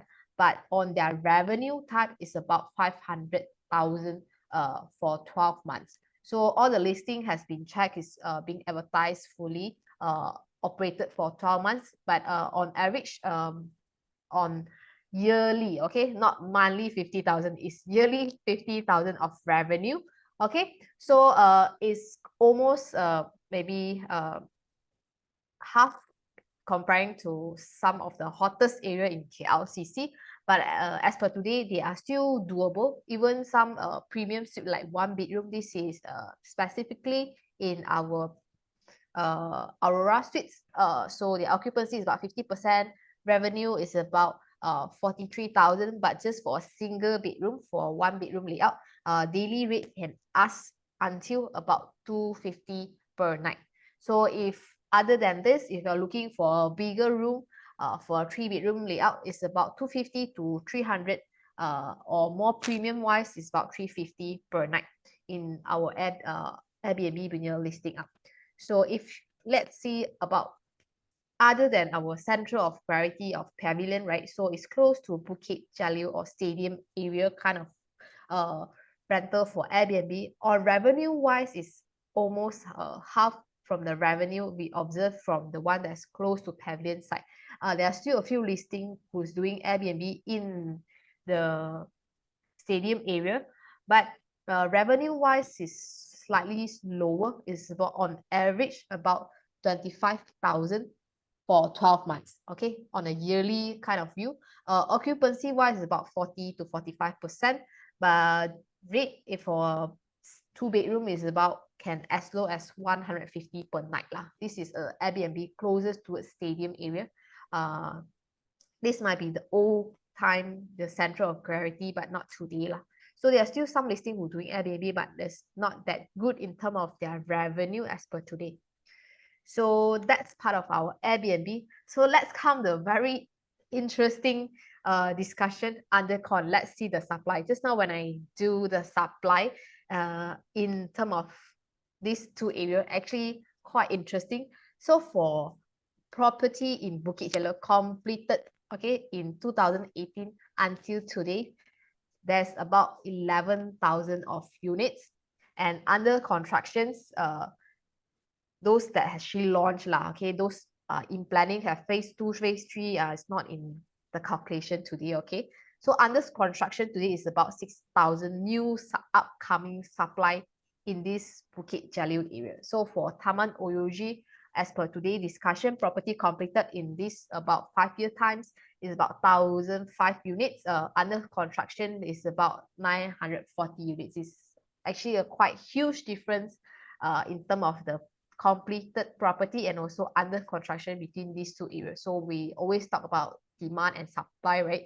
So will Bukit Jalil being oversupplied? So that's the discussion. So let's go into just a quick look. This is Kingswood by Exim. So this is a freehold property. Layout wise, they come with a smaller layout, more towards investment friendly layout, as small as about 474 square feet for one bedroom. Net per square feet today is about 800. Facilities wise, it's more or less actually mostly in Bukit Jalil, they are quite equal. Okay, so nothing's really special about the facilities. Completion about 2028. Something to highlight here is Kingswood will have future phases. Phase 2, phase 3, phase 4, which is haven't launched yet. Okay, so this is Kingswood is more closer towards Awan Besar LRT station. So it's a bit far from Pavilion lah, if you are talking about the proper Pavilions site. Okay, so this is the next one by the same developer. This is Veladas. Veladas located inside or part of the master plan of KL Wellness City.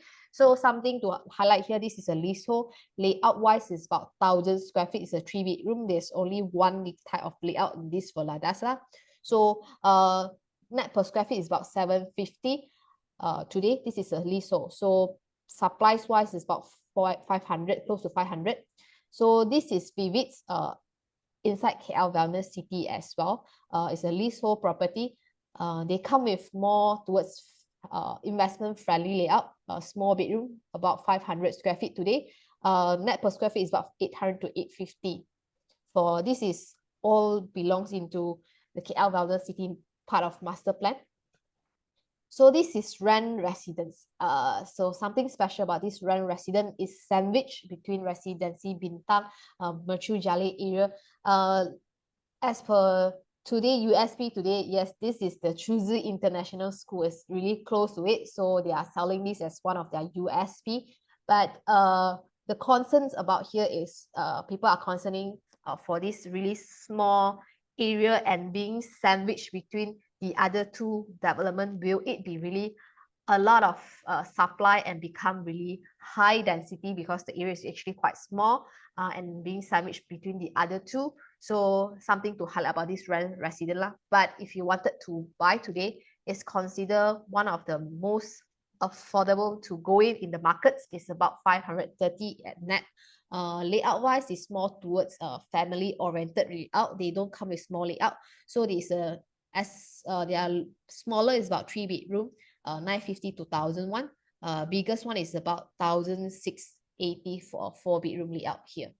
So the next one is Park Green Residence by Melton. This is their phase 3 lah, so or Park 3. So they come with big sizes. It's not small size, okay? Their smallest is about 1,002 for a 3-bedroom. Their biggest is about close to 2,000 square feet for a 4-bedroom layout. Asking net today is about 1,050. So that's from Melton. So this is KL Wellness City Suites. Actually, KL Wellness City, they have actually different type of suite. They have medical, they have retails, they have business suite, they have wellness suite. So in terms of what they are launching today that we can get in market is the wellness suite. So if you wanted to buy this KL City Wellness Suite today, is about 1,001 per square feet for the layout of 268. So this is a really small layout, catering for suite type or we call studio type. Okay, so they have sky pool in this and sky lounge in this development, but just to note that the number of story is just 18 level. Okay, so really sky or not sky, it's up to your justification lah. So next one we have product by Sunway. It's called Sunway Flora Residence. It's slightly close to Kinrara area. So this is a freehold and they come with big sizes as well. So as big as a penthouse size, about 2,500 square feet. Net per square feet is about 750 today. So the next one is more closest towards our OUG area. This is by WCT, the Maple Resident. They will have a master plan coming with commercials and also offices building.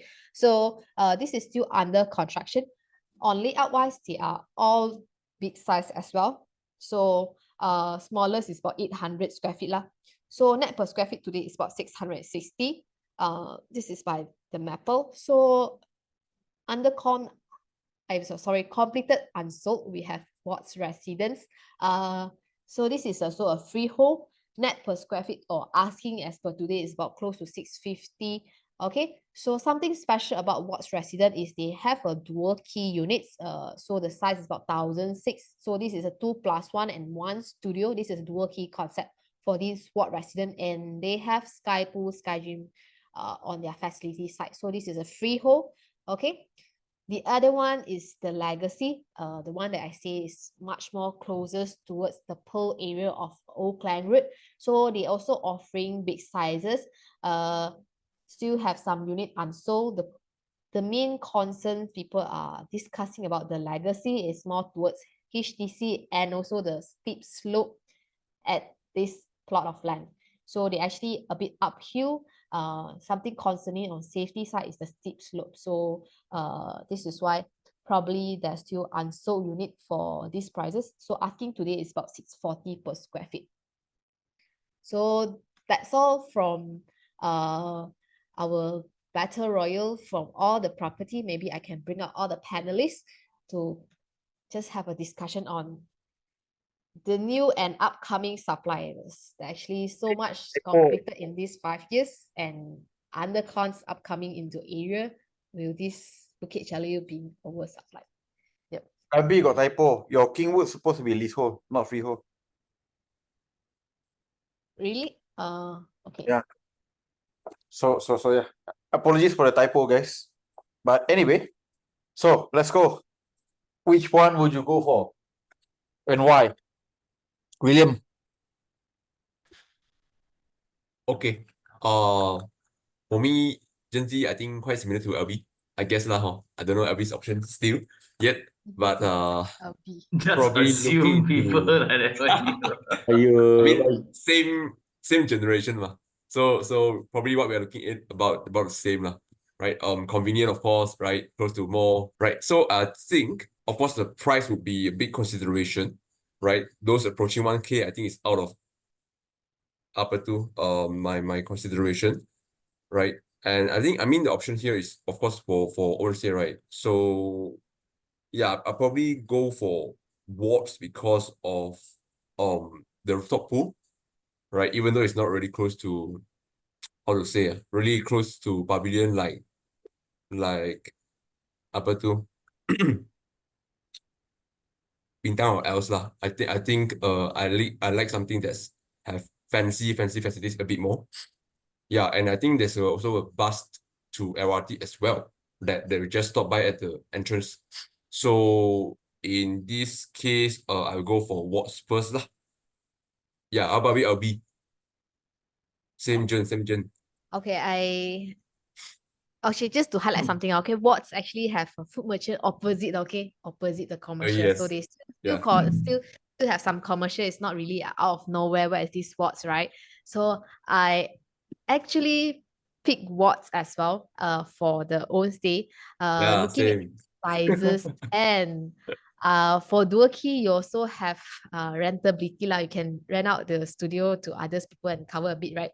But in terms of for OC, yes, it might really close to, I mean, Watts is actually just in between lah. It's either you go to Auckland Road or you can go to nearest is Pavilion as per today. But Maple is coming up with their own master plan for commercial as well. So Watts is sandwiched in between these few lah. So I will pick this because it's really at the middle area, and looking at the layout wise, instead of own stay and has potential or opportunity for investment value. So I will pick Watts, and also because of the price, it's not really that up to whatever in Bukit Jalil can get today lah. So one of the closest and good location, good accessibility for commercial wise. So I'll pick Watts, and also a completed. Okay.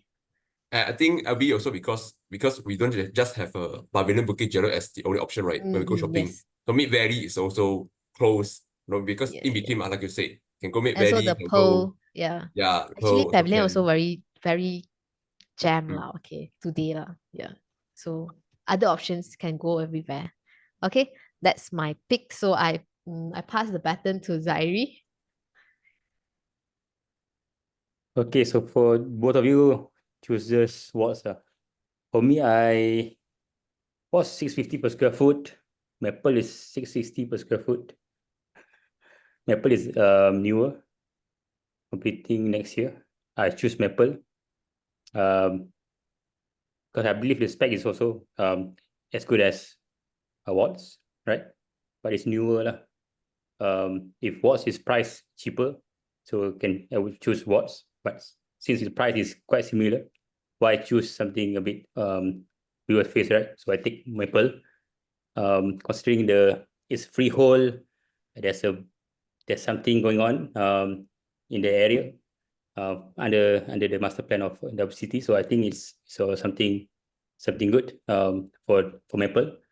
Potential gain. So that when something is up, so potential gain for Maple and spec is quite good. So that's for stay, yeah, Maple is something I would choose. John, live.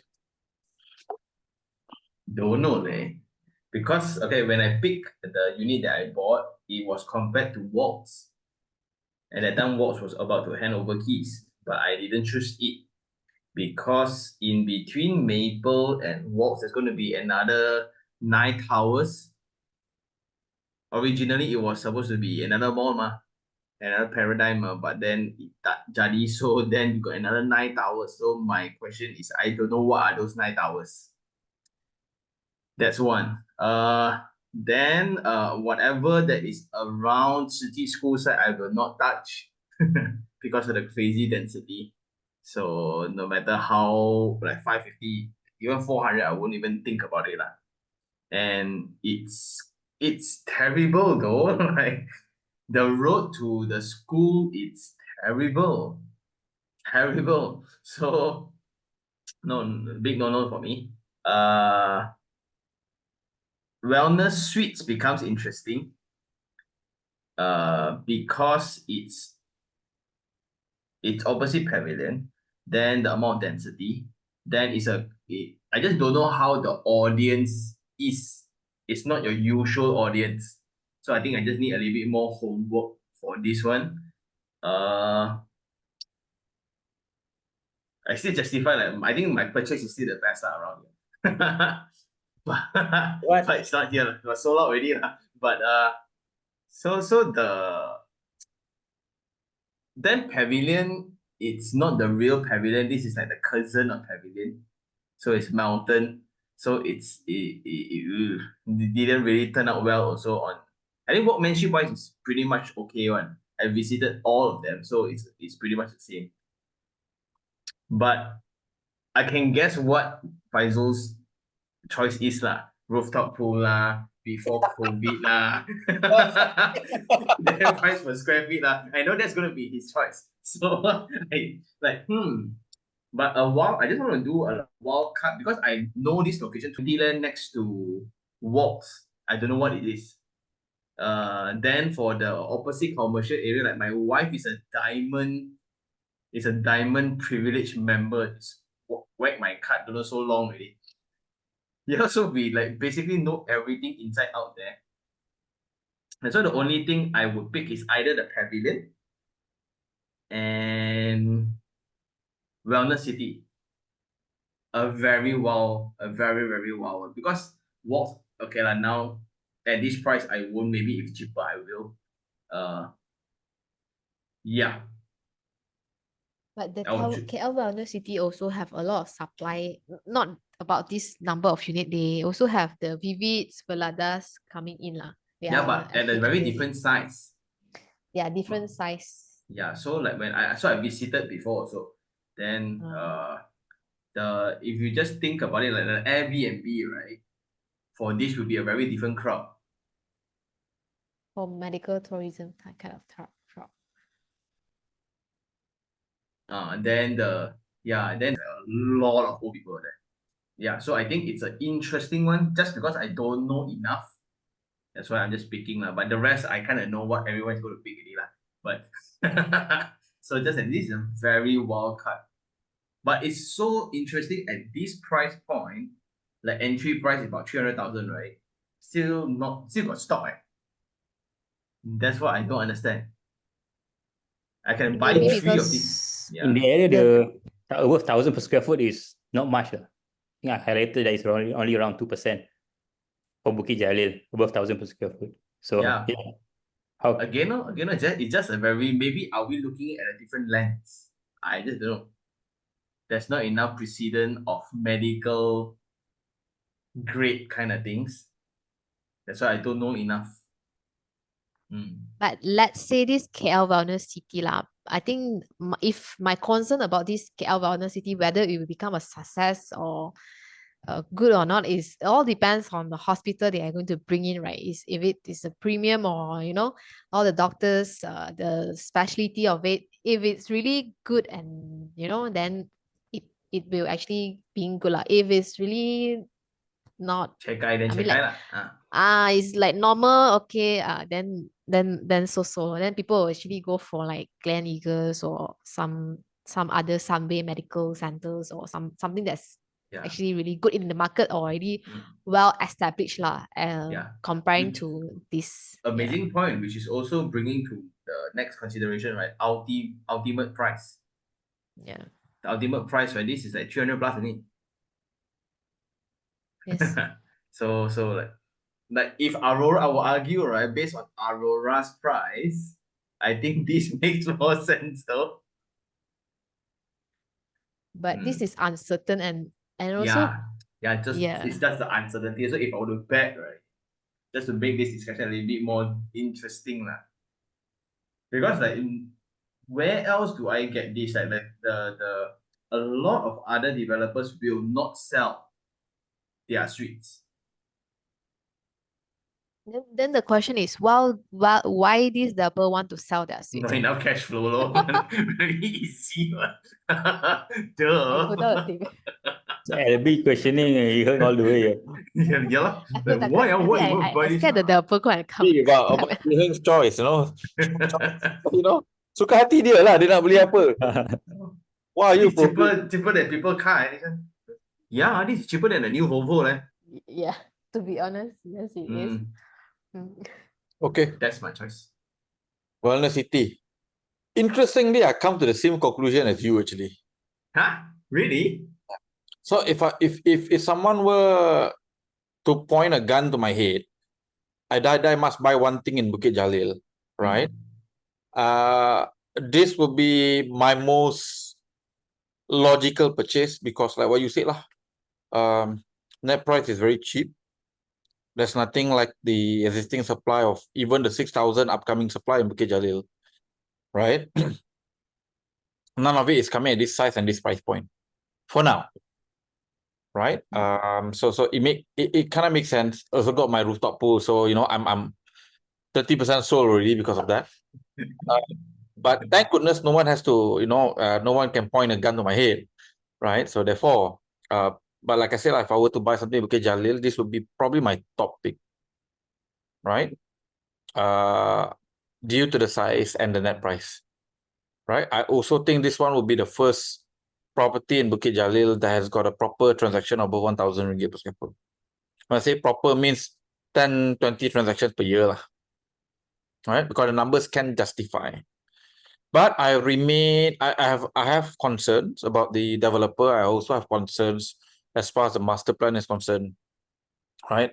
I also suspect one of the main reasons why units are still unsold is not because there's no takers, but I think because this is a non-HDA, I don't think there's going to be a lot of end financing available for it.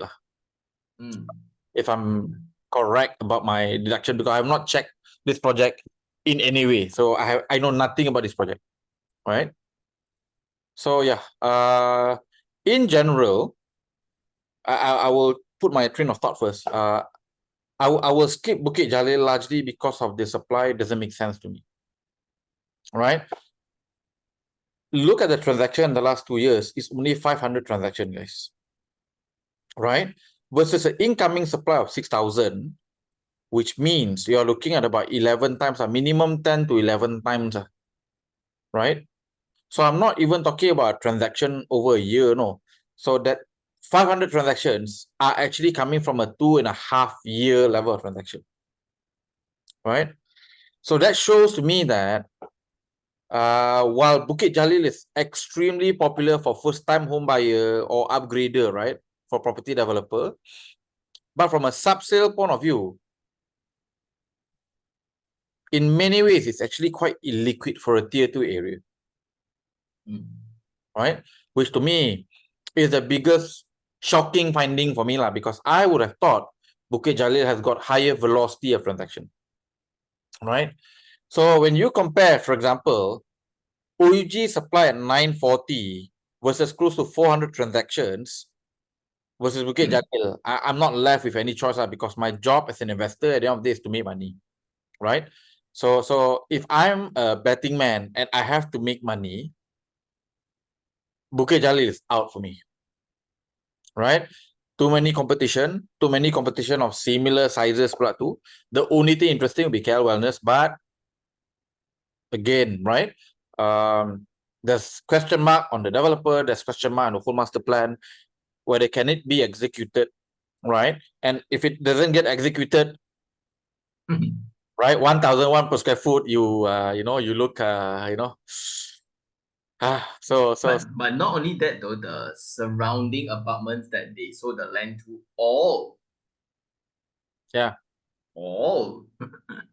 But these guys are not paying 1,001, you see. Right? These guys are not paying 1,001. We are basically, if we were to buy, right? So we're gonna pay 1,001 So we're gonna be the joke of the town. Because at least the rest can go and say, pay 800, 900 normal for other part of Bukit Jalil, all standard mah. No you take 800,000 loan I take 300,000 So yes, in terms of absolute price is cheaper. Argument is absolute or per square foot From a per square foot view, let's be honest Sean, we're gonna look at so high Then you buy 2, 600. You can say I own 2 I own 3 I own 1. So then I'm left with OUG. So OUG for me, the booster will come from WCT. So which also leave me with the only choice of whether Walls has got a rooftop pool or not. It becomes like the only realistic choice, right? As far as tonight's presentation is concerned, right? A couple of reasons. Number one, it's next to the big WCT master plan, right?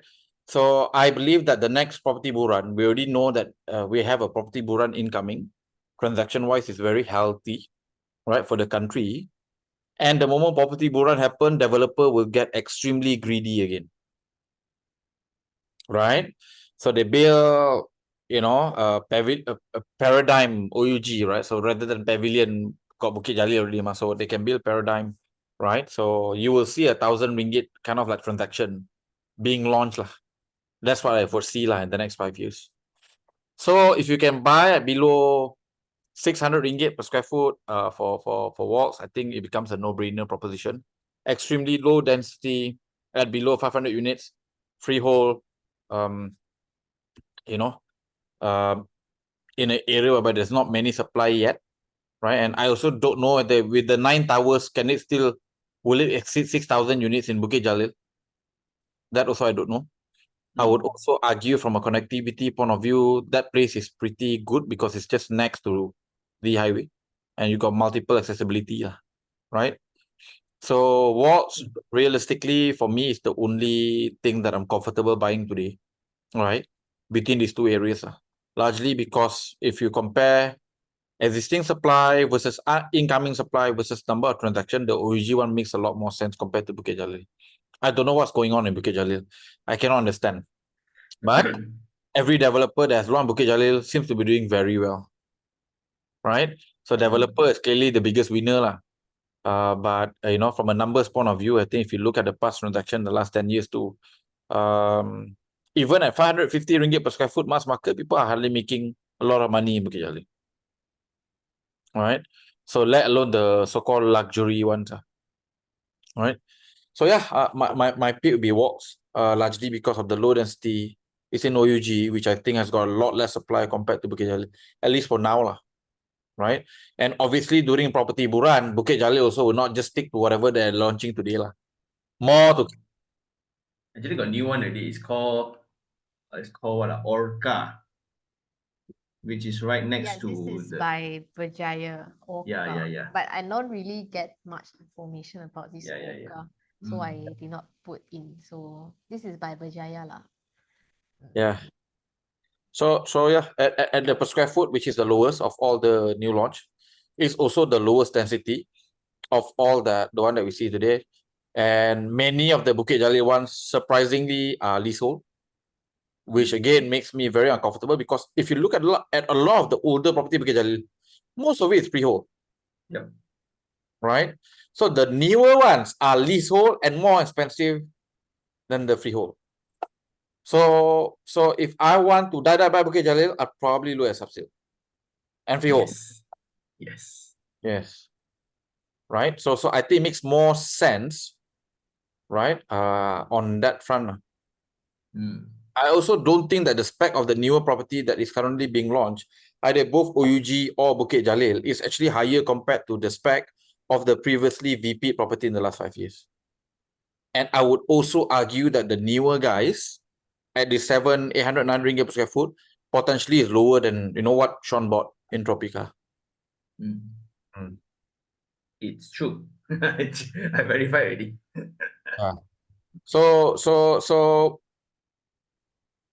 but I'm pretty sure, despite the discussion tonight, Bukit Jalil will continue to do well. Right? Bukit Jalil will continue to do well, and for me, well, if people are happily paying 1,000 leasehold in Bukit Jalil, I'd be quite happy to buy something below 600 ringgit per square foot OUG. Much better property, right? Right. So, and then I just wait.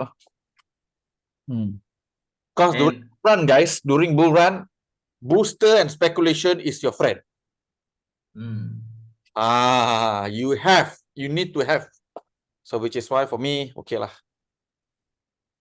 Right? Like despite rental cannot cover, right? They still whack. But that's typical tier 2. You go to PTDI, it's the same story. You go to Kota Damansara, it's the same story. So I would argue every tier 2 property, you can hardly get break-even rental. Because people and developer knows it. It's easier for them to sell something to you in Bukit Jalil at close to 1,000 ringgit per square foot compared to they go to Mount Kera and do it. I mean, they are selling the story lah, like the USP, KL City, Admiralty Park, pavilions. They build the story like very well last time, and they make it like look so good to South, like seeing it as a big capital appreciation in this tier 2 area. Then if you wanted to for maybe a first home buyer or someone wanted to invest in some other area, maybe like LCC or some higher spec area, maybe Bukit Jalil is something they can enter at today markets and at a much more affordable or reasonable price point comparing to last time. I think it's just that additional value that allows developer to really whack a premium in Bukit Jalil. I mean, if you think about it, right? The Exim projects being sold in Bukit Jalil is actually being sold at very comparable price point to their only project in Butamas, and that one has got a proper rooftop infinity pool. Middlewoods, right? Almost the same per square foot at a much lower density too. So you got a tier 1 at 900 ringgit per square foot, then you got tier 2 leasehold at, well, same price point, and then you have to complete a couple of thousand blocks. So yeah. But that's the power of tier 2 area. When you sell to local first-time home buyer who don't really, well, not really investor, right? So they're not really savvy. They don't really, go and do extensive research, right? So I don't know how they feel after watching this video tonight. Right? Yeah. But do I think that price point in Bukit Jalil will drop? No. And I think in the next 5 years, Bukit Jalil will see a regular launches at above 1,000 per square foot, because that'll be the height of the next property bull run, right? So but for me, like I said lah, just because it's gonna potentially can go up. There's no reason to buy something at 900 today, when you can buy things at 600, and it will also be about 1,000 at that point of time. So yeah, I think it's very interesting lah. Bukit Jalil remains to be seen lah. Yeah. Yep. So I just look at the numbers, right? Well, with this amount of people coming, I should buy the shop lot. Sure win one. Sure win. The shops are sure win. Yeah, lor. The number of incoming supply, right? So if you look at it, 6,000 units should bring you roughly about 20 to 30,000 additional population. And these are population with money too. Because average price point is closer to about 1 million, right? Yep. Yeah. So you need household income of 15 to 20,000 just to buy one. Right? So the shops are... Orang kaya-kaya semua sini. Yeah. Whew. Okay, tomorrow go hunting. I think they will struggle to exit lah, because people will eventually compare, right? This one leasehold 1,000 per square foot, freehold also 1,000. Better buy freehold, mah. Right? So I think people are not that long sighted lah, but anyway, it's okay lah. That's what the market is, right? It's made by a lot of people who are not knowledgeable. I think they are buying Interesting. area that they are familiar with. Like Yeah. tier 2 probably they They buy something they like, something that they are familiar, and are a bit afraid to go to tier 1 because it's something city center or area that they are not familiar with. Now I have a theory lah. The leasehold freehold, it's way more sensitive in tier 2 than tier 1. Because it's all about like the demand. If like in tier 1 area, even though it might look expensive, but it's more to investment value, people will just still Close grab one it, eye. and close one eye and just buy. But in tier 2 more towards own stay, if one day the government want my property, just take, because it's a leasehold, a freehold sense of more secure than a leasehold in this kind of own stay perception. As per today's discussion, everyone is so afraid of getting it. This is now I'm so curious with this theory right now. I don't know. Because Bukit Jalil is weird, right? Because normally, for example, let's say you go to Kota Damansara street food, everything is leasehold. Yep. You know what I mean? So if it's an area, typically everything is either leasehold or freehold. You normally don't get half. So Bukit Jalil is weird. Because the first half of Bukit Jalil, of lifespan of Bukit Jalil, is all freehold, right? So from the looks of it, the second part of Bukit Jalil is all going to be leasehold launches. Which to me is quite interesting. It's going to be weird. Because if you look at Mount Kiara, everything is freehold, and then you got 1 or 2 plot of land and leasehold, right? And developers still able to go and sell well, but the question is how well will they do in subsale? That's the biggest question mark. So to me, developer in tier 2 area, they got no problem selling, because people buy because they like the location. Right? They also don't think that they're gonna stay there forever. If you buy 1,000 ringgit square foot apartment, right, size, it's not gonna be your home that you're gonna stay until you retire and die. So most likely it's gonna be like your first or second property until I can afford a landed property freehold somewhere, right, within KL, right, or any other area.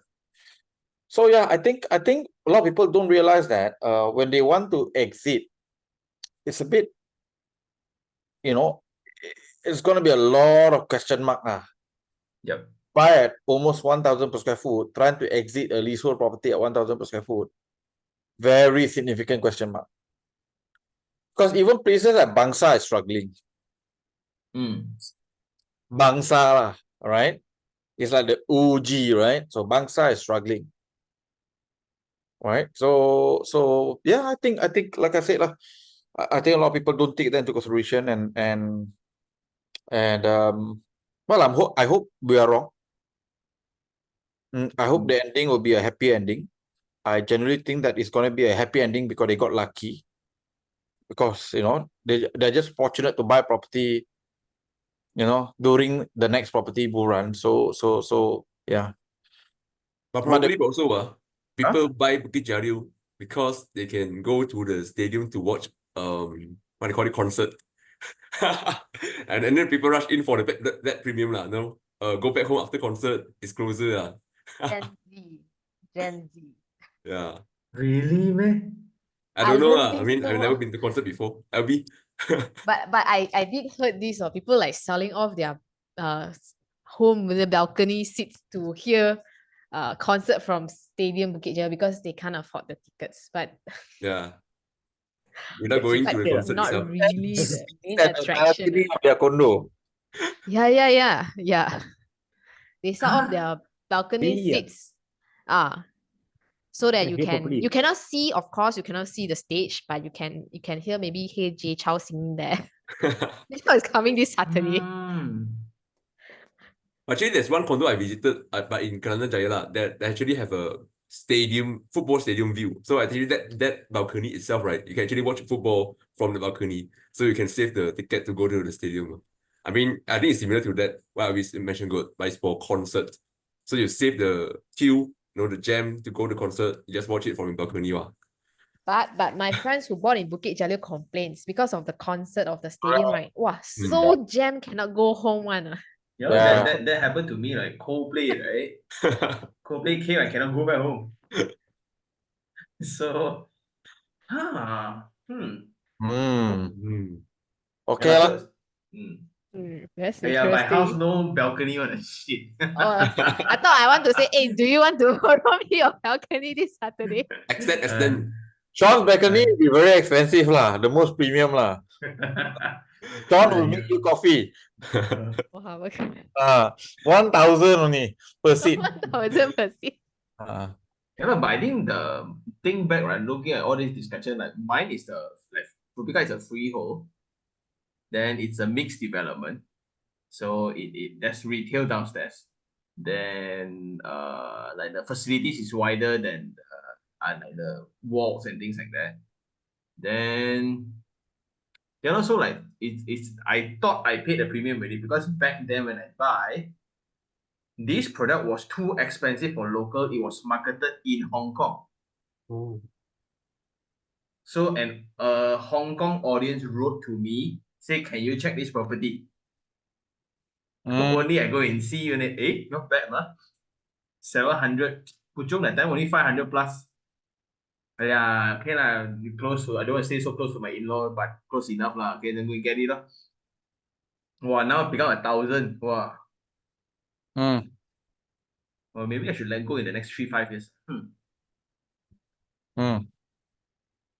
And the best thing is that I'm under the house key as well.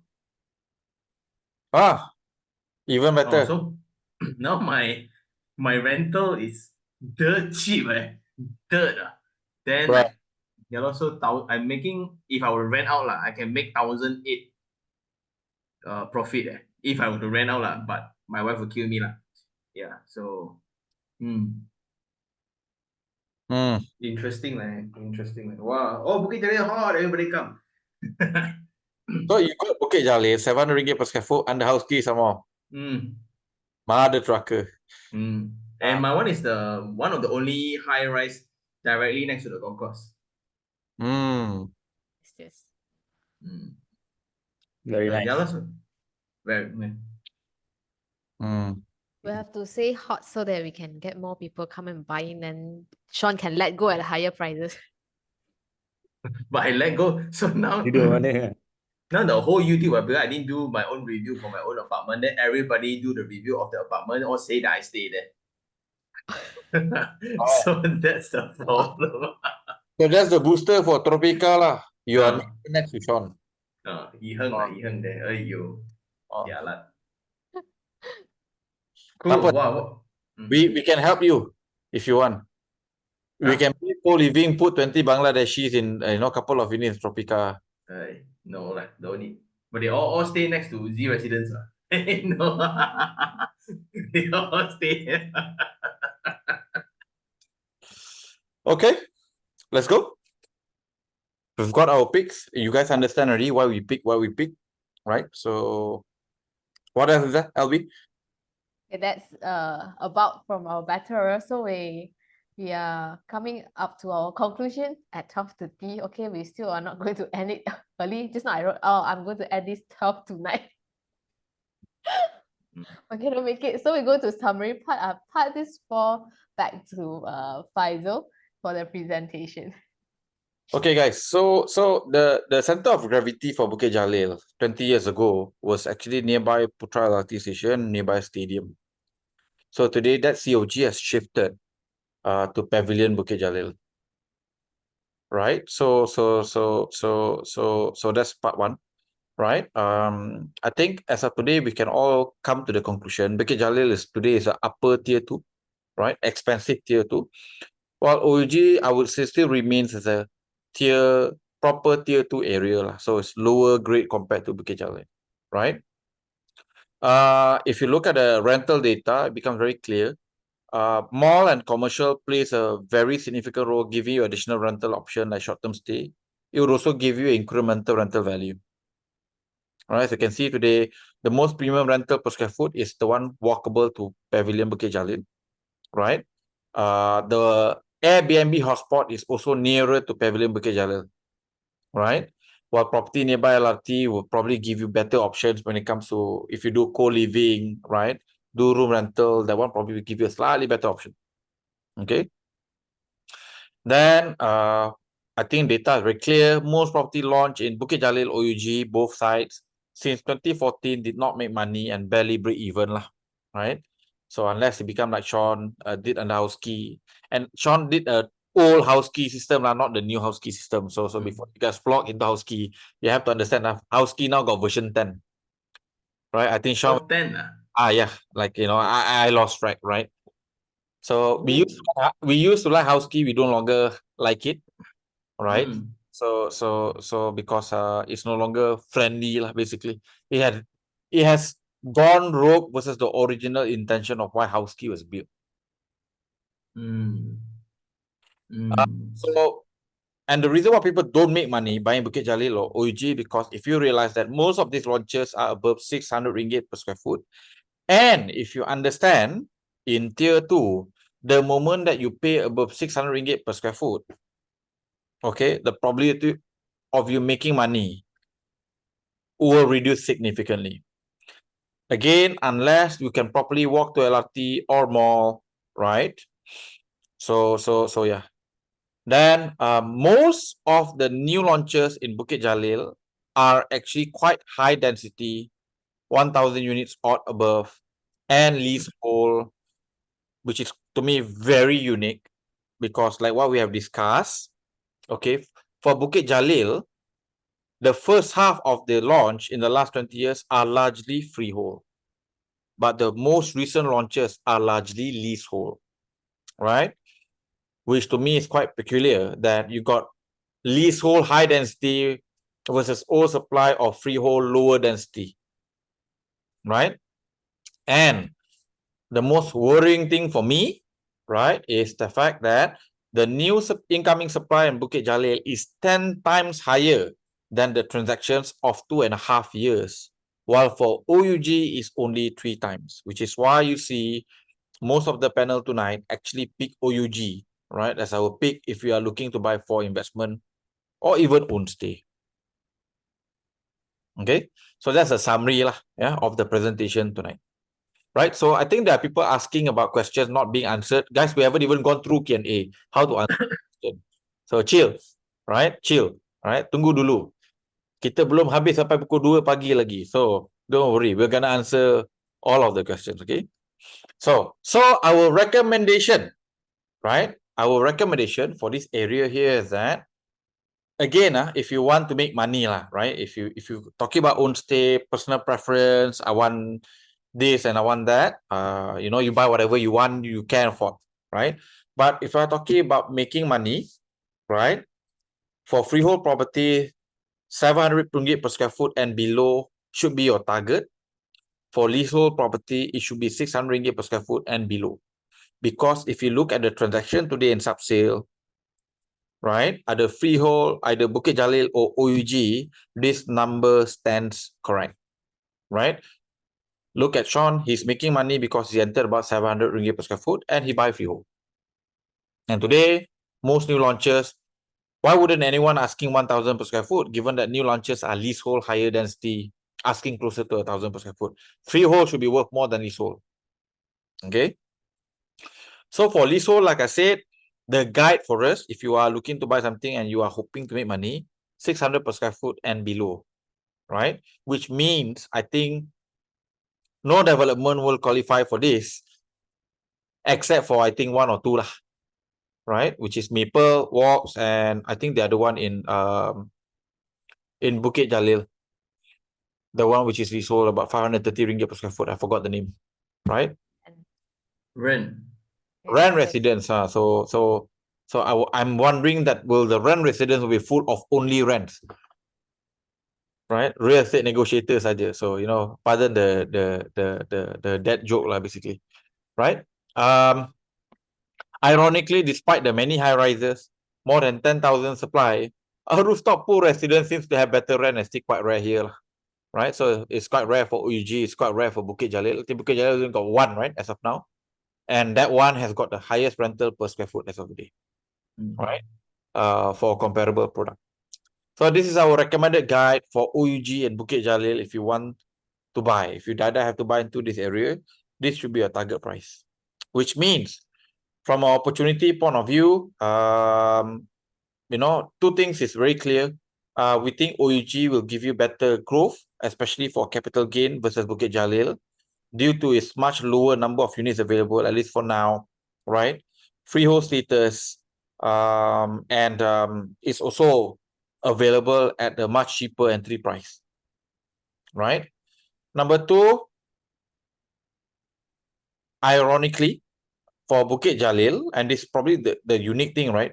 So far, we have not really recommended people to buy sub-sale versus new, right? In many of our Battle Royale. In this particular case, to me, the only logical thing if you want to buy Bukit Jalil is to actually buy sub-sale. Freehold, right? Sub-sale, low density, freehold makes much more sense compared to the current launches of high density leasehold, right? And most likely you're going to get better spec too, because these are pre-COVID spec, pre-COVID costs, right? So most likely you're going to get something better too, right? Despite paying cheaper for freehold. So that to me is the opportunity today in both OUG and Bukit Jalil. Have we bought anything in this area? We have actually. We bought the cheapest property that was launched pre-COVID at 420 per square foot.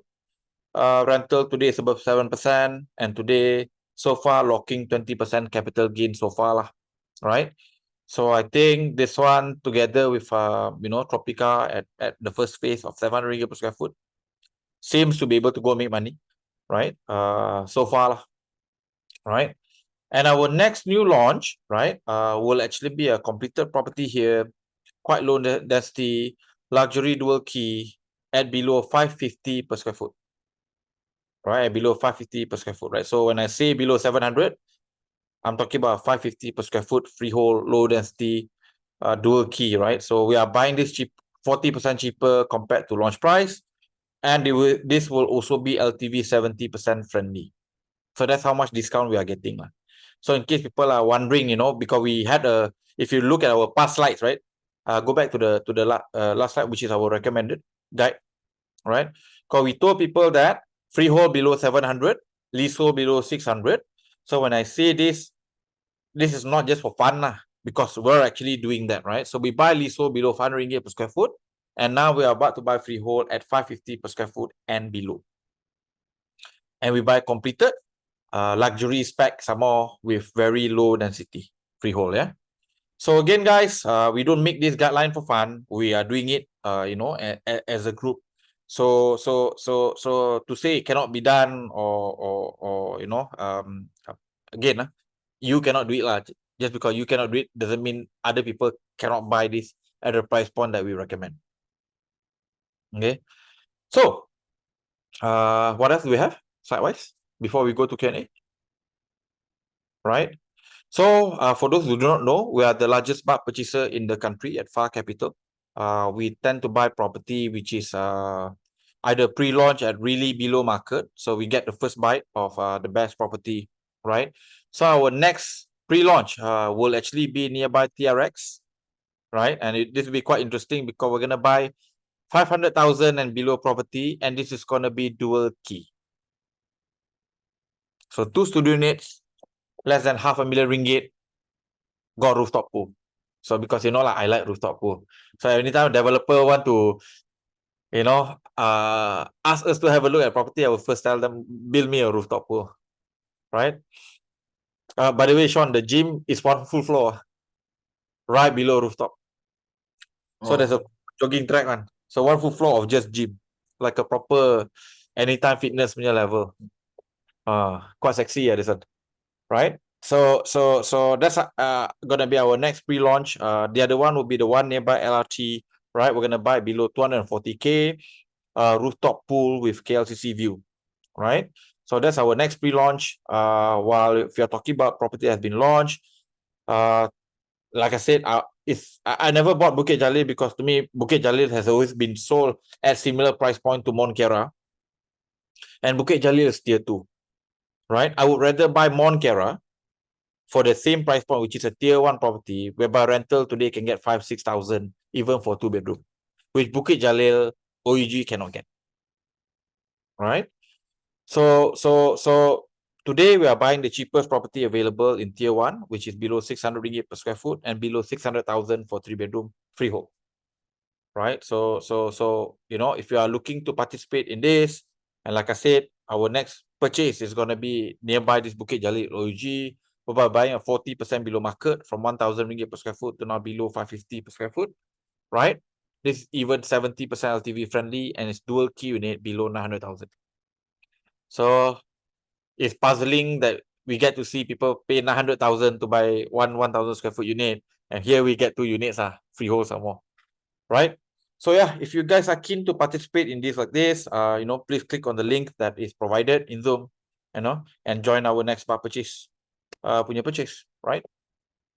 This is the QR code if you want to explore how to become a client. And our next session will be next Sunday, 9 p.m. via Zoom, right? So typically every Sunday we either do Battle Royale or we do client introduction session. So with that, I think we can move to Q&A. And let's see whether we can wrap all of the Q&A within 20 minutes. Then we can end before 1. Right? Okay, all right. So the panelists can choose which question to answer. So I'm gonna read it. All right. So first question. This question is almost about the same. So I'm going to combine it.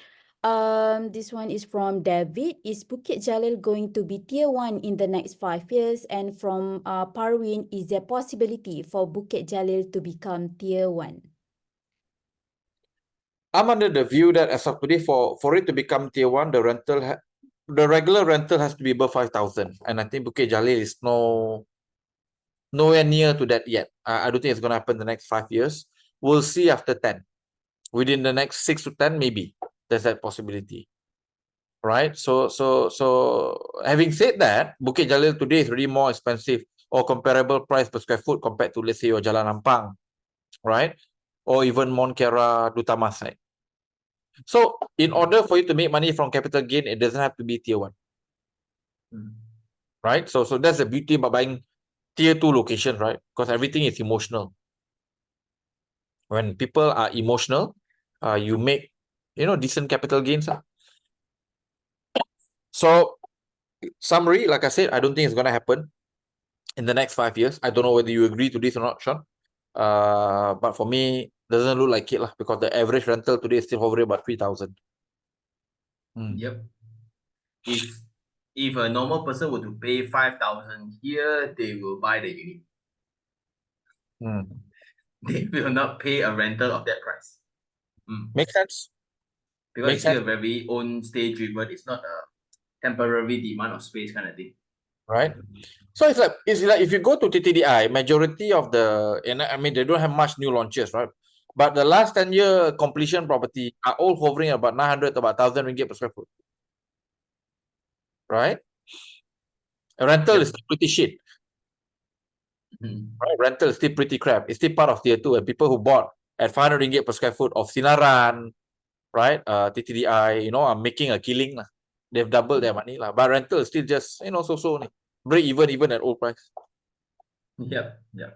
So you don't need for it to become tier 1 in order for you to make money. In fact, I would argue it's better for you you make more money from capital gain point of view if it remains as a tier 2. Next. Okay, so next is from Izzuddin. I got offered to buy walls at 650k. So do you think it's a good buy? What size? Yeah, what size? Right? So you know, if it's If it's the larger size, then good. the larger size, fantastic lah. Yeah. Right? So if you like I said, the guide here is that for freehold property in this area is below 700 ringgit per square foot. So if it's 650,000 below 650 per square foot, I think it's a decent buy. Right? Yeah. Okay, so next question is from Lee. Do you think there is an oversupply in Bukit Jalil? Duh. I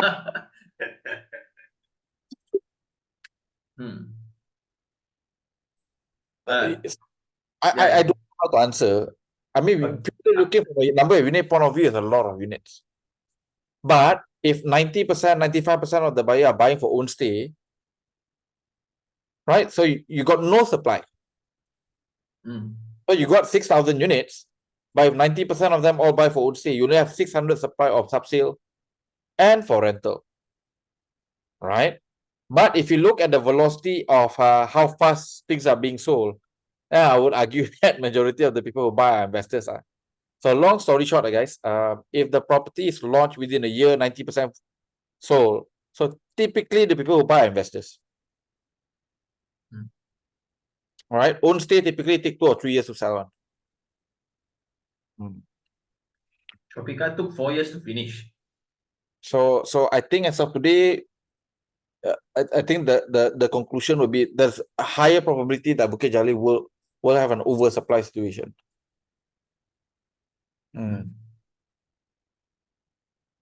Okay, so next question is from Nicholas. Height transaction, is it good or bad?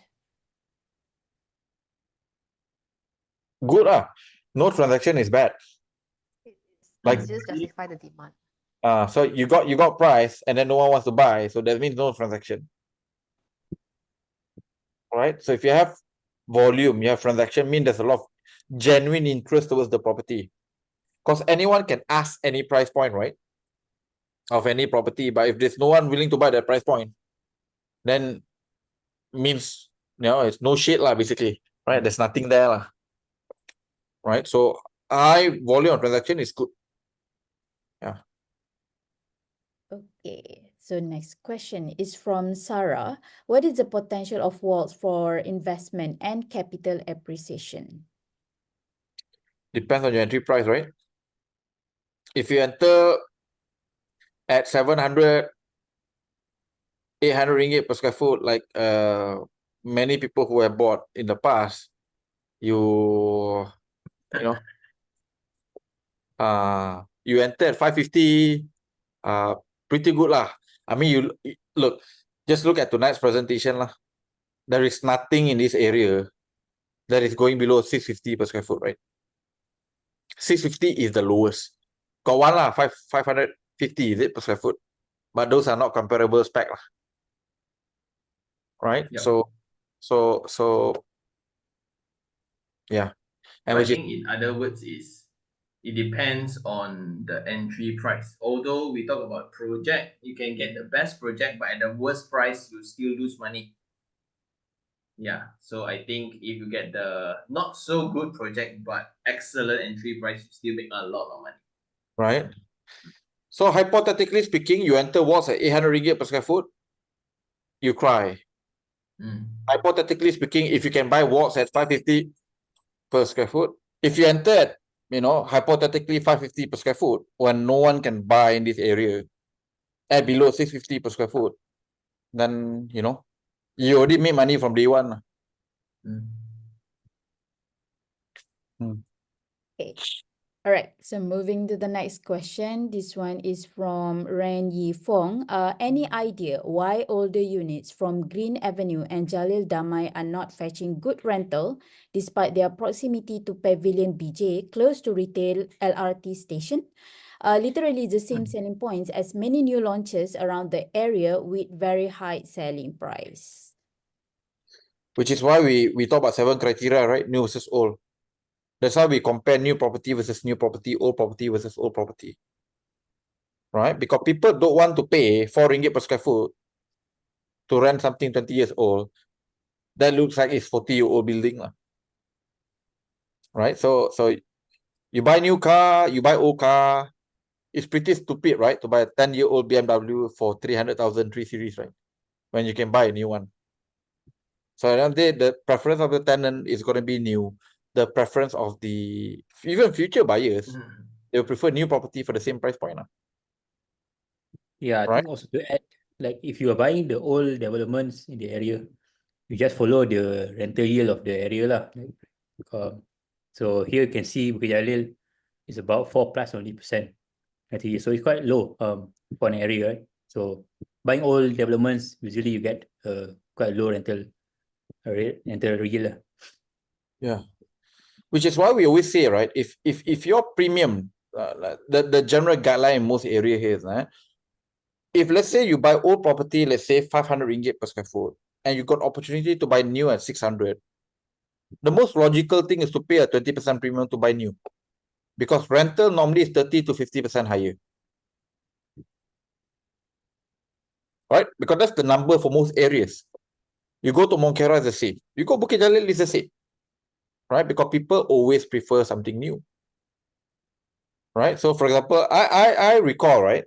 When I bought an older property, I had a hard time convincing my ex-wife to move. And her logic was very simple. Someone used his toilet before. So what do I have to do? I have to get rid of every single tile, toilet I have to change. But at that point of time, they were selling Icon residence at 900 ringgit per square foot.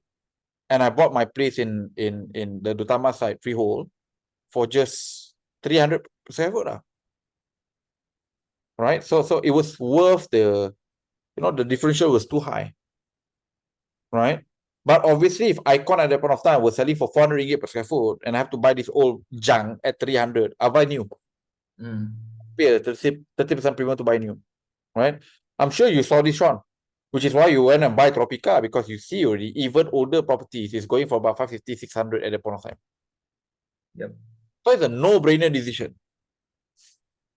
Right? And today he's happy. Yeah.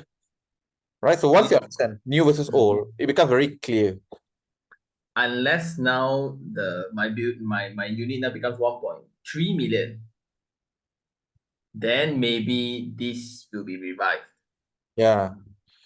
So your older property and which is why we always recommend people to buy newer property in the area, older property. Because the older property cannot move until the new property becomes more expensive. Right? You are the tail. Right? You are the tail. Right? So unless Sean's property become 1,000 per square foot, then someone will consider buying your property at 700 because they can't afford 1,000 ringgit per square foot. Does that make sense? Unless Sean's property is renting for about 5,000 per month, then someone will consider renting your unit at 3,000 because, well, they can't afford 5,000. Kau miskin, kau pergilah duduk tempat yang murah-murah sikit lama-lama ni. Right? So which is why we always like to buy new property, especially those are mass market, located PTD scenario. We like to buy new. Right? Just like Maluri.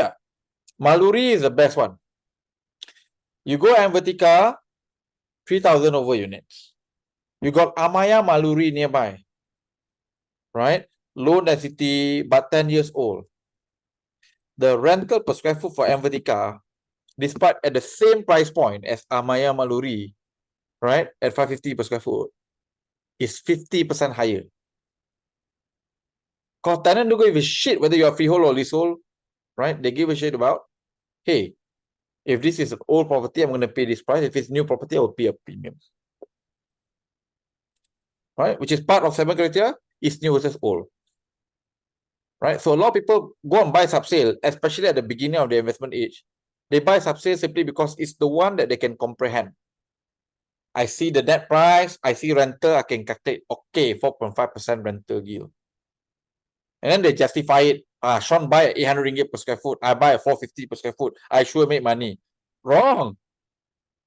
Because tak sama. He brought a brand new BMW. No. Brand new property. You are buying a brand new BMW at a 30% cheaper discount, while you pay full price for a second-hand car. So you think you got a good deal? You're wrong, because you don't understand the premium of new versus old. Next. Okay, so next is from Christy. Hi panelists, does leasehold and freehold makes a difference? Yes. Okay. Tu je.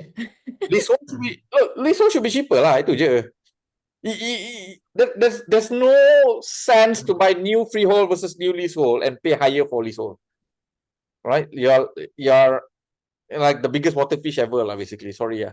But okay lah, just to cover that a little bit, right? I think there will not be any unique locations with freehold and leasehold side by side together. Yeah, technically, so if you want to compare freehold and leasehold, usually it's very far away locations. Only when we come to this unique location of Bukit Jalil, Puchong, Subang a little bit, where side by side it's leasehold and one next to it is freehold, then you will have a direct comparison. And Bangsa South. Yeah. So Bangsa, the older property is all freehold, the newer property is all leasehold. But again, that's how we compare, right? New versus old no longer part of the comparison. Yep. So which is why part of 7 criteria was never leasehold or freehold. It's new versus old. Because like what Sean said, right? So typically one area is either all freehold or all leasehold. Very rare lah. But in the case of Bangsa South, the old part of Kerinci is freehold. Then you build this new area called Bangsa South leasehold. So in that area, the leasehold property is transacted at a higher price point compared to the older property. Not because it's leasehold is worth more than freehold. It's just because the newer property is valued higher compared to the older property, despite the older property becoming freehold. So the new leasehold property in Bukit Jalil will do better compared to the old freehold property in Bukit Jalil. Does that make sense, guys? Because people prefer new. But the newer leasehold property in Bukit Jalil cannot outperform new freehold property in Bukit Jalil. Does that make sense? Yeah, so I hope people are clear lah. Because Bukit Jalil, like I said, very unique. So typically every area like Kota Damansara, mana ada freehold. So everything is either leasehold or freehold, right?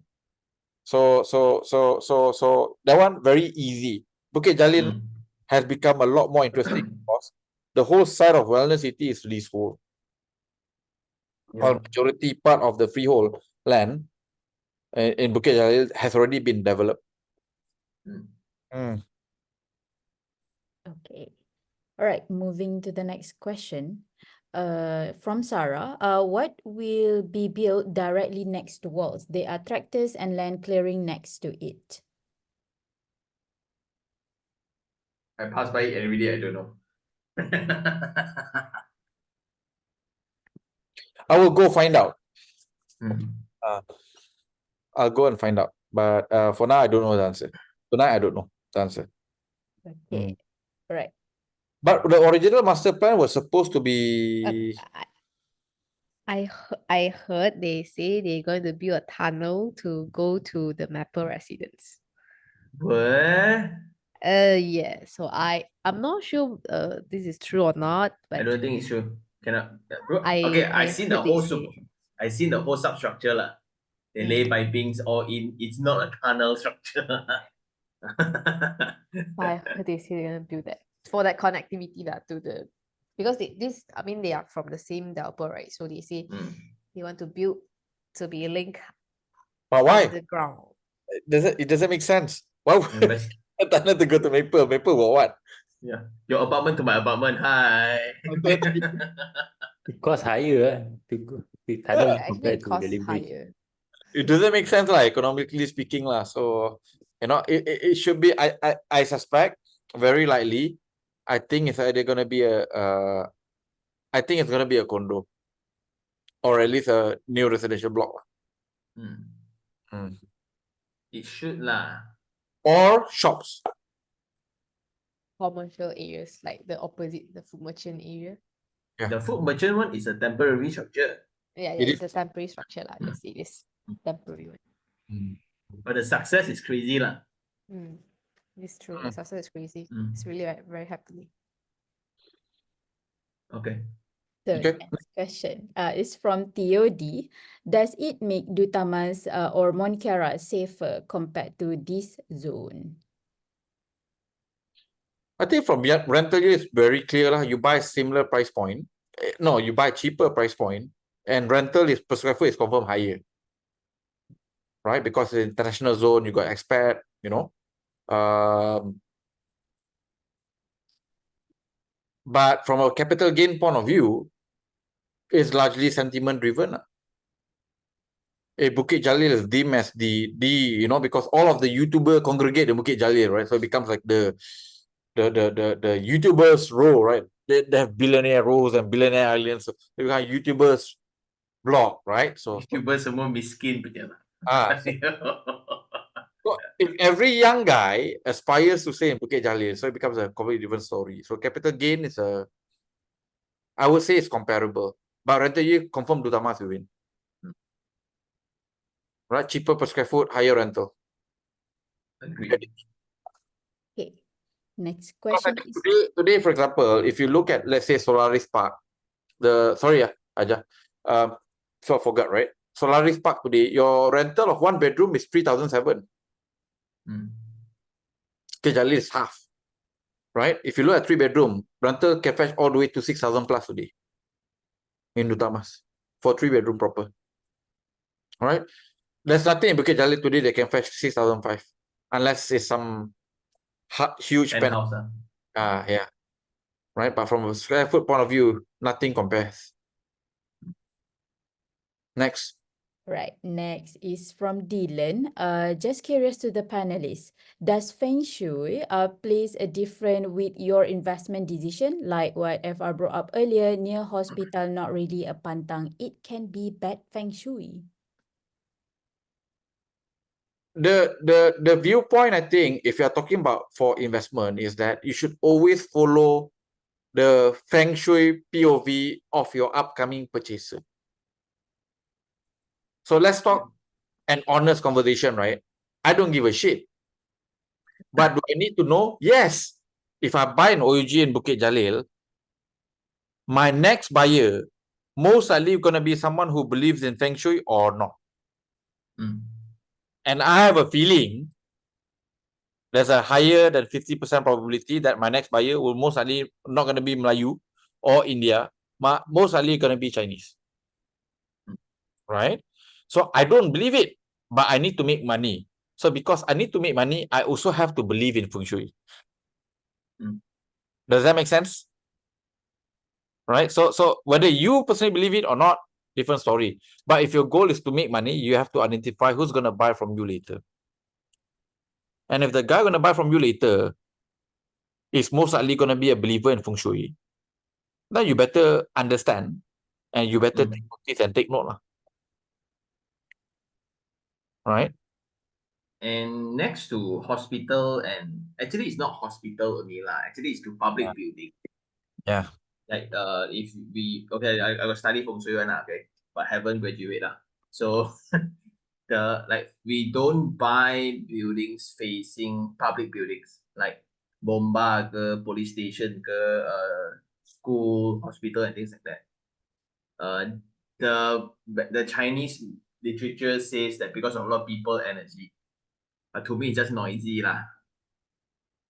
So you have hospital, so you got ambulance every day in and out, right?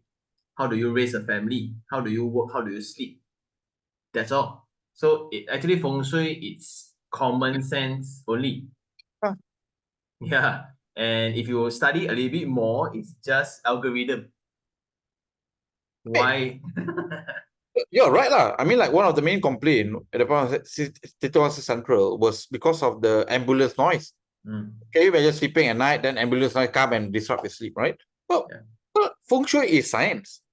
If you also think about it, right? Do you want to stay in a place whereby potentially can launch the next COVID, right? Because hospital, right? You don't go to hospital unless you're unwell, right? Mm. So and then the third bit here is also about energy, Mm. right? So typically the energy in hospitals are not positive because people are sick, dying, Yeah, such, yeah. right? So I don't necessarily believe in the idea of feng shui. I believe in the science of it. Mm. Don't buy facing, sunset. Panas you bayar more for aircon, Mm. right? Don't buy nearby T junction. Nanti one guy drunk macam William pergi minum, drive the car, Oh. because it's T junction right? So everything about feng shui to me is logical lah. But the moment you start talking about you gotta put this lion punya patung depan dia punya pintu, Ah. or you kena tukar dia punya pintu toilet dan apa semua tu, that one sudah. Yeah. So that's the science part and the superstitious part of it. So yeah, like oh, you must wear red so you activate chi or shit like that. Then like Yeah. so like Buy this 10,000 naga ball, and put it in front of your door. yeah. You gave me also I can tell you the same thing lah. So Master Tan suddenly. So yeah, so I think like for my own uni, I also look at feng shui just to check on negative things. So the cool thing is when I study Paraiso, I study Tropica, and I study Link 2 and the park. So very obviously, those that is around this site, which is a wellness city site, unfortunately, are not very good. Like, Oh, good. yeah, like no, if you were to study like high tension cable, when we buy high tension cable, we only like as investor we will buy at a discount. Only we go in. But if you want to buy as a own stay, you earn money already. You're earning 20,000 a month, right? You will not stay next to high tension, man. Yeah, so that's just the logic behind it. Yeah. Next. Yeah. Okay. Next question. From Jun Yap. Seems like Kingswood is the only new launch walkable to LRT and Pavilion Mall. Wouldn't this USP shall fetch a premium compared to others like Wellness City? It's not really walking distance, right? Is it not walking distance? It's above 1 km. Oh, maybe he likes to walk. Justifiable, right? Become Some people Malaysian. say it's Maybe he likes to walk more than most people. But anyhow, for tier 2, the moment you hit 700 ringgit per square foot, proximity to LRT makes no difference. Proximity to a mall will make a difference if the mall is doing well. Right?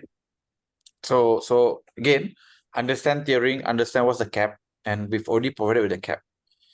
So because the last thing you want to do is some agent or property developer come and tell you this is the only one walkable to this, and therefore this one is the best buy. Right? But the reality here is that after a certain price point, that advantage of location becomes, a non-advantage anymore. Just to add on to that, right? Other people maybe they cannot correlate like 700 per square feet means what? 700,000 per square feet means a household income of something. Yep. Yeah, so like for 700 per square feet means 700,000. To afford 700,000, household income must be at least 14, 15,000. Right? So when you are earning that kind of money, do you take a train? Or do you walk to the mall? So that's the simple explanation to it. If it's lower, then it makes sense. So I think just to tie back Faizul's point to the question. And would Kingswood's facilities be comparable to the best one available today, which is Aurora, is it? And I don't think it is. Yeah, from a facility point of view, does it even have a rooftop pool?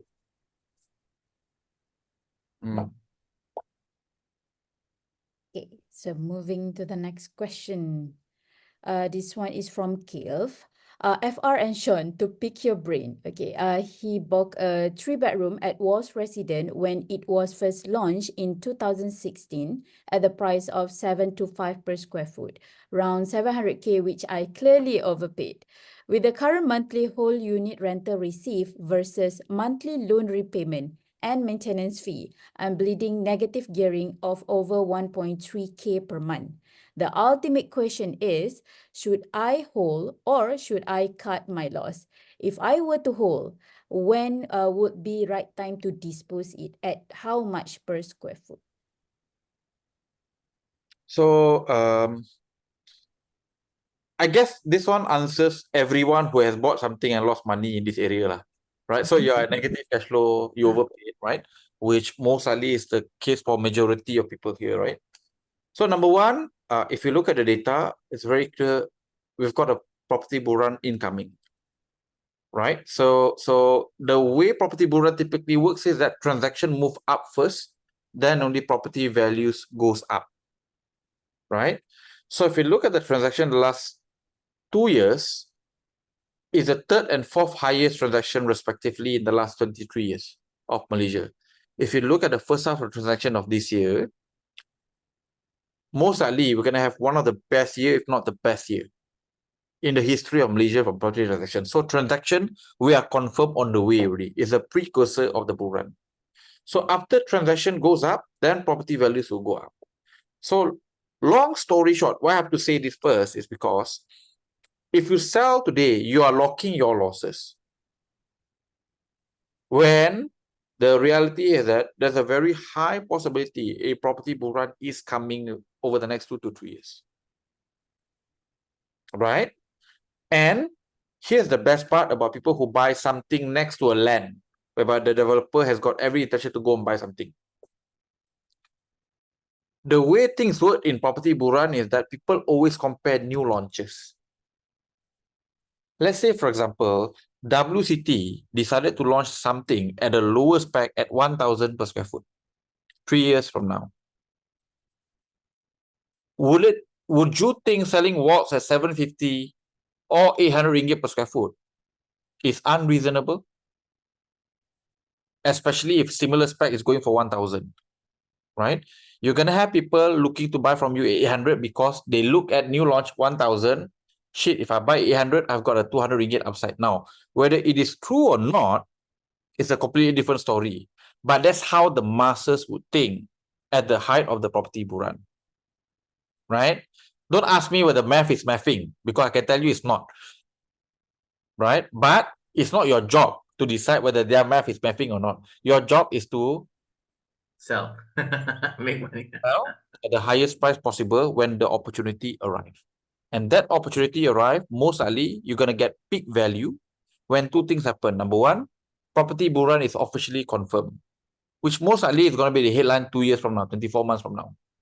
Again, you go back, right? 2011, 2015, that's how the trajectory of things, right? Coupled with, and this is where you make the most money, when there's an exciting new launches really next to your development. Because then everyone just compares to your development. Wait, this one new WCT property got no rooftop pool, although freehold, more than 1,000 unit, going for 1,000 per square foot. Right? Here you are selling at 800. Looks like a steal. And I am praying very hard. Tan Sri Desmond launch a pavilion OUG punya high rise. Because the letak pavilion punya nama in any building is automatically 30 to 40 to 50% higher compared to median. And it will sell. Because people love the pavilion brand. I have no idea why. But I'm not complaining lah. Right? I don't need to change things. I have to take advantage of trends and things. That's the beauty of having knowledge, right? So once you know what's going to happen, it becomes highly predictable. So everyone, if you're holding into a property, the best time to sell is not today. It's 2 years to the next 5 years from now, especially if your property located next to a land whereby you know developer who cannot tahan one during property bull run, they will launch at maximum price point. That's when you exit. Here comes the interesting point. Now you think you lose money, you want to sell. Yes. But when you make money, a lot of people don't want to let go. Yes. Now you kecho here lah. Should I sell now or not? At that point of time, you see, wait, Money every must sell for what? 1,002. No. Why should I sell at 900? I also want to sell 1,001. Yeah. Yeah. At that So you forgot already, the narration will change. Yeah. I think that's the blind spot that a lot of people now they like. Well, you compare like if you the whole a year is about 25,600, 3 years is about 75,000. 75,000 you bleed every month. Then if you earn back at, let's say you sell 800 or 900 per square feet, right? You make back 100,000 or you just break even, you still okay. But at that time, the whole mindset is different already. And boom, suddenly, whoa. Yeah, then you. Yeah, so I think that's when, no matter how, right, you don't get your mindset right? At the top, you don't earn money. At the bottom, you keep losing money. Like what Faizul said, like not I say what Faizul said. No bull market can save what? Not so smart people. Yeah. So that's my fear actually. Yeah. The other, I guess, a little bit of a positive news. It should be positive to you lah, depending on what's your perspective lah. We heard there's an investor group coming in to buy walls, right? You don't care about their price point lah, because their price point offer cheaper. But what's gonna happen is that they're gonna do their best to go and increase rental value. So you're gonna be a beneficiary,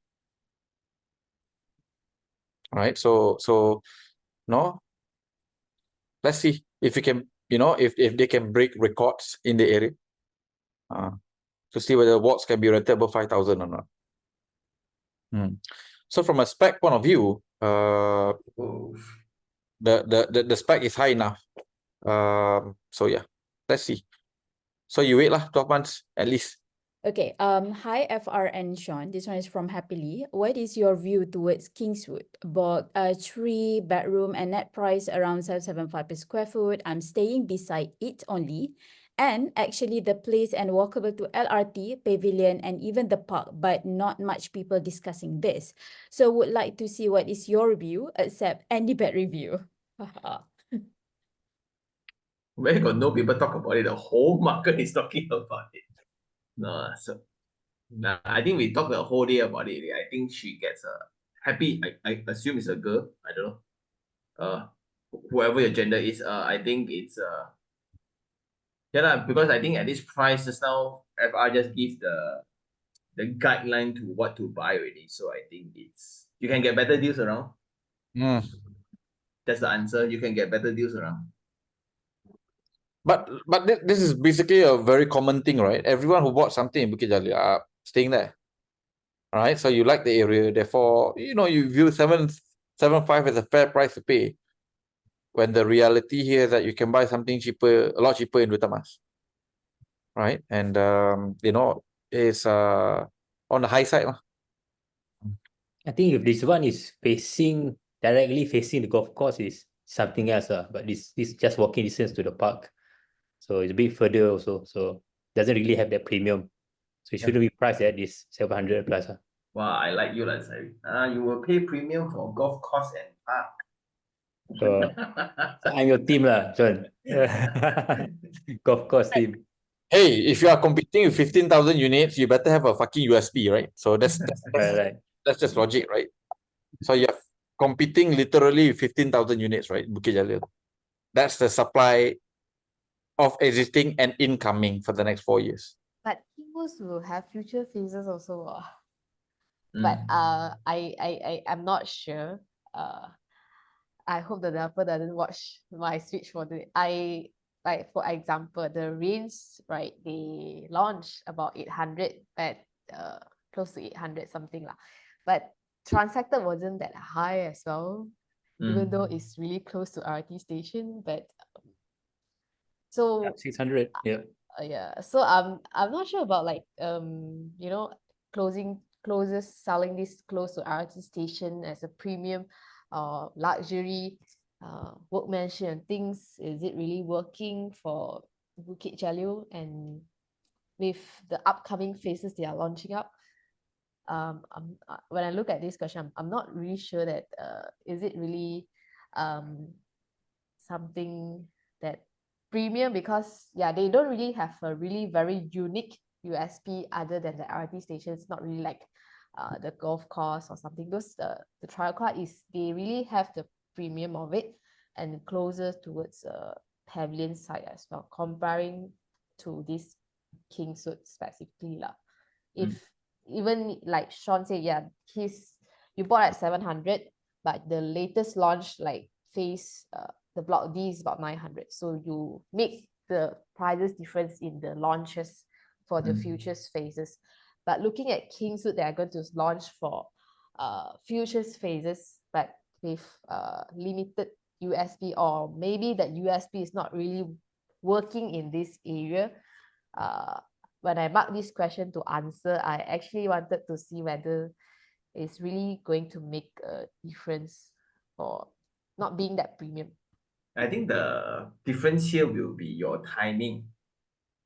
Timing in Means like now, if you buy first block, then 3 years from now, Bull Run officially here, everybody hot.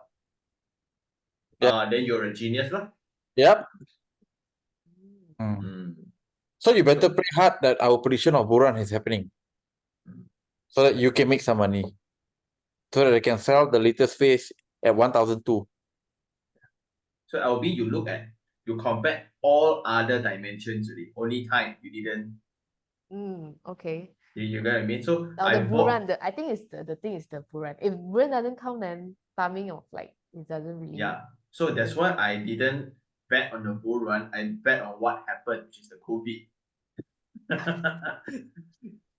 So COVID happened certain happened. That's why I buy.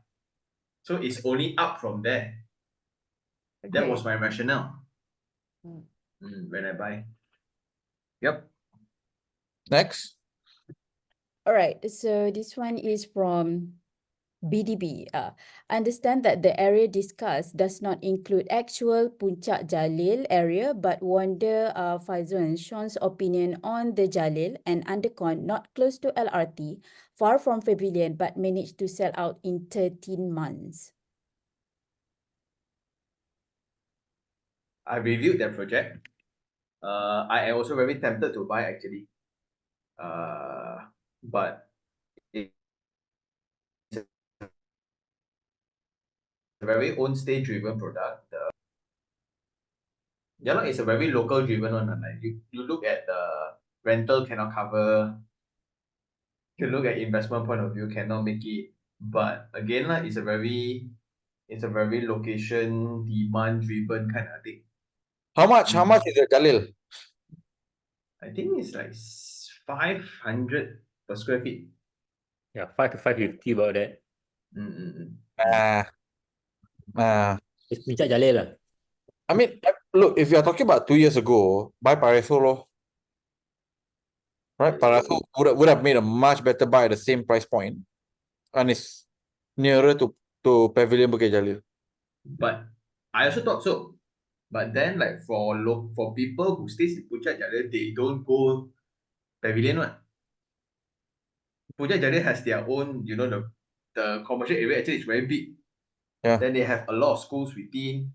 Then you have your own community. So like when I argued that the distance from there over to Pavilion, over the marathons of traffic lights, right? To them it's okay because they don't travel. I mean, again, what is the viewpoint, right? If it's for own stay, then there's really nothing to you lah. If you like Puncak Jalil, then you like Puncak Jalil lah. Exactly. Right? So yeah. So like Puncak Jalil has always been so landed driven. Suddenly you have one high rise. Hey, very refreshing. But then the next question I would ask here is that the landed Puncak Jalil is actually quite cheap. All right, it's like cheap, right? And the quality and the workmanship reputation is not so great lah, right? Yep. So I think for the same price that you are paying for a high rise there, you can actually buy a single story or even potentially even double story, right? So yeah. I don't know much about Puchar Jalil. I've only been there twice, I think. I've got a staff there who stays there, long time staff there. Raja kawasan lah, aku panggil dia, Azlan. Right, I think he's here tonight. Right? But yeah, but I think at 500 ringgit per square foot, at least from investment point of view, if you're talking about 2 years ago, you could have bought Paraiso for the same price point. I'm also very certain Paraiso's rental will be at least 50%, if not 100% higher compared to the Jalil. Yeah, Paraiso is about 3,000. Yeah. So I don't think it's bad. I don't think it's expensive, but is that better buy? Yes. So I think this is the confusion. The goal is never to buy cheap property. The goal is to buy money-making properties. Yep. So the for the masses, it's cheap, that's why we buy. Actually, that's not true. Okay, so moving to the next question is from Nick. Is Seri Petaling and Kuchai Lama comparable in terms of tier 2 compared to OUG area?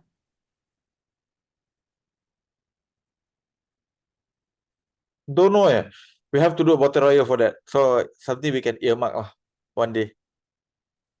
But from a person who invested in Bukit Jalil, that was my school of thought. Is it comparable in your opinion? I really don't know much about it, those areas. So very China one, these areas. Well, for me, China no problem. Expensive is a problem. Yeah. There's nothing in Kuchai Lama which is value for money. There's nothing in Seri Petaling. Seri Petaling got lah, I would say lah. Kuchai Lama is expensive, bro. Yeah. So it's all, to me, Seri Petaling is all landed. So to me, the old landed now kind of translates into old money right now. Then all their offspring, right? They want to stay close to parents, nowhere to go already. Yeah. Really nowhere to go already. So it's only, You know, I never understood why Auckland Road is so expensive. But second, what you said lah. close to family house. Close to family house, second generation. Then that explains a lot of things already. They buy house or Pharma Foundation.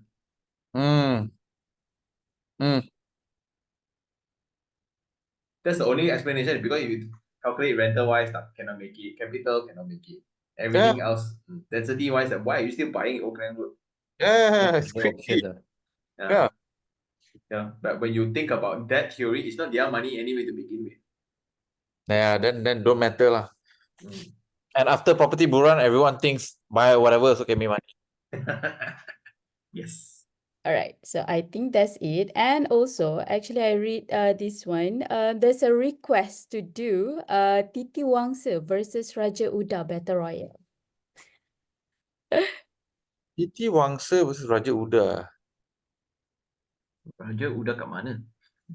I think Raja Uda is Shah. Kampung Baru. Raja Uda, I think the one that he's referring to is the one opposite of Stair Sky Residence Sites. Mana area lah. Yeah. Development. Yeah. So Raja Uda is the one next to Kampung Baru. If supposedly whatever you launched there is got KLCC view lah. Oh, the Alaya, that one.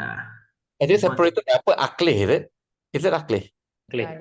We did the KLCC border, right? So there was a highway, right? So it was the highway right before you moved to KLCC territory. The one next to all the sewage treatment plant. Right? That one I don't know about. MRT Raja Uda lah. Got MRT Raja Uda. Very different. You see, you look at the highway, I look at the sewage treatment plant.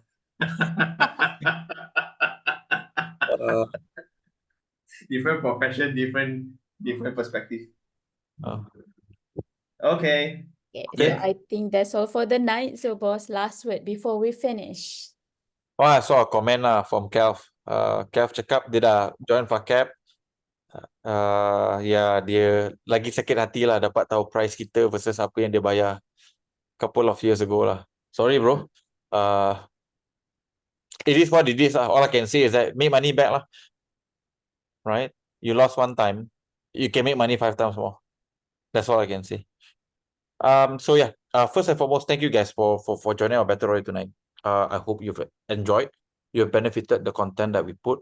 I think today's session really has got a special interest in Sean's heart. Given the fact he likes Bukit Jalil, he stays in Bukit Jalil, he's making money out of Bukit Jalil, right? So for me, it was quite exciting to do one of the first tier 2 areas, and we started with Bukit Jalil lah. So all I can say here is that, like I said, from a summary point of view, it's pretty clear what price point to enter, what price point to avoid, in what sense do you buy freehold, what sense do you buy a leasehold, and at the end of the day, if you buy the right price point, anything can make money, whether Bukit Jalil, OUG, any area. And if you buy the wrong price, then you suffer, right? So hopefully we'll do another exciting new area in 2 weeks' time, and have a good week ahead, everyone. Assalamualaikum. Good evening semua. Bye guys. I can still join this free property thingy, right? I can join, right? Come. Sorry. Can. Everyone can join. Oh, everyone can join, right? I thought, okay, let's Oh, fuck lah, you're gonna win it already lah. Shit. I don't know. I like, can I join? Yes, you can. Yes. Like Anyone? confirm can get free one. Okay, free property, you tak mau, I mau, tentu mau. Okay, bye guys. Sorry, bye-bye. Should I put Bye better? everyone. Bye-bye. Okay. Bye, everyone. Night. Good night.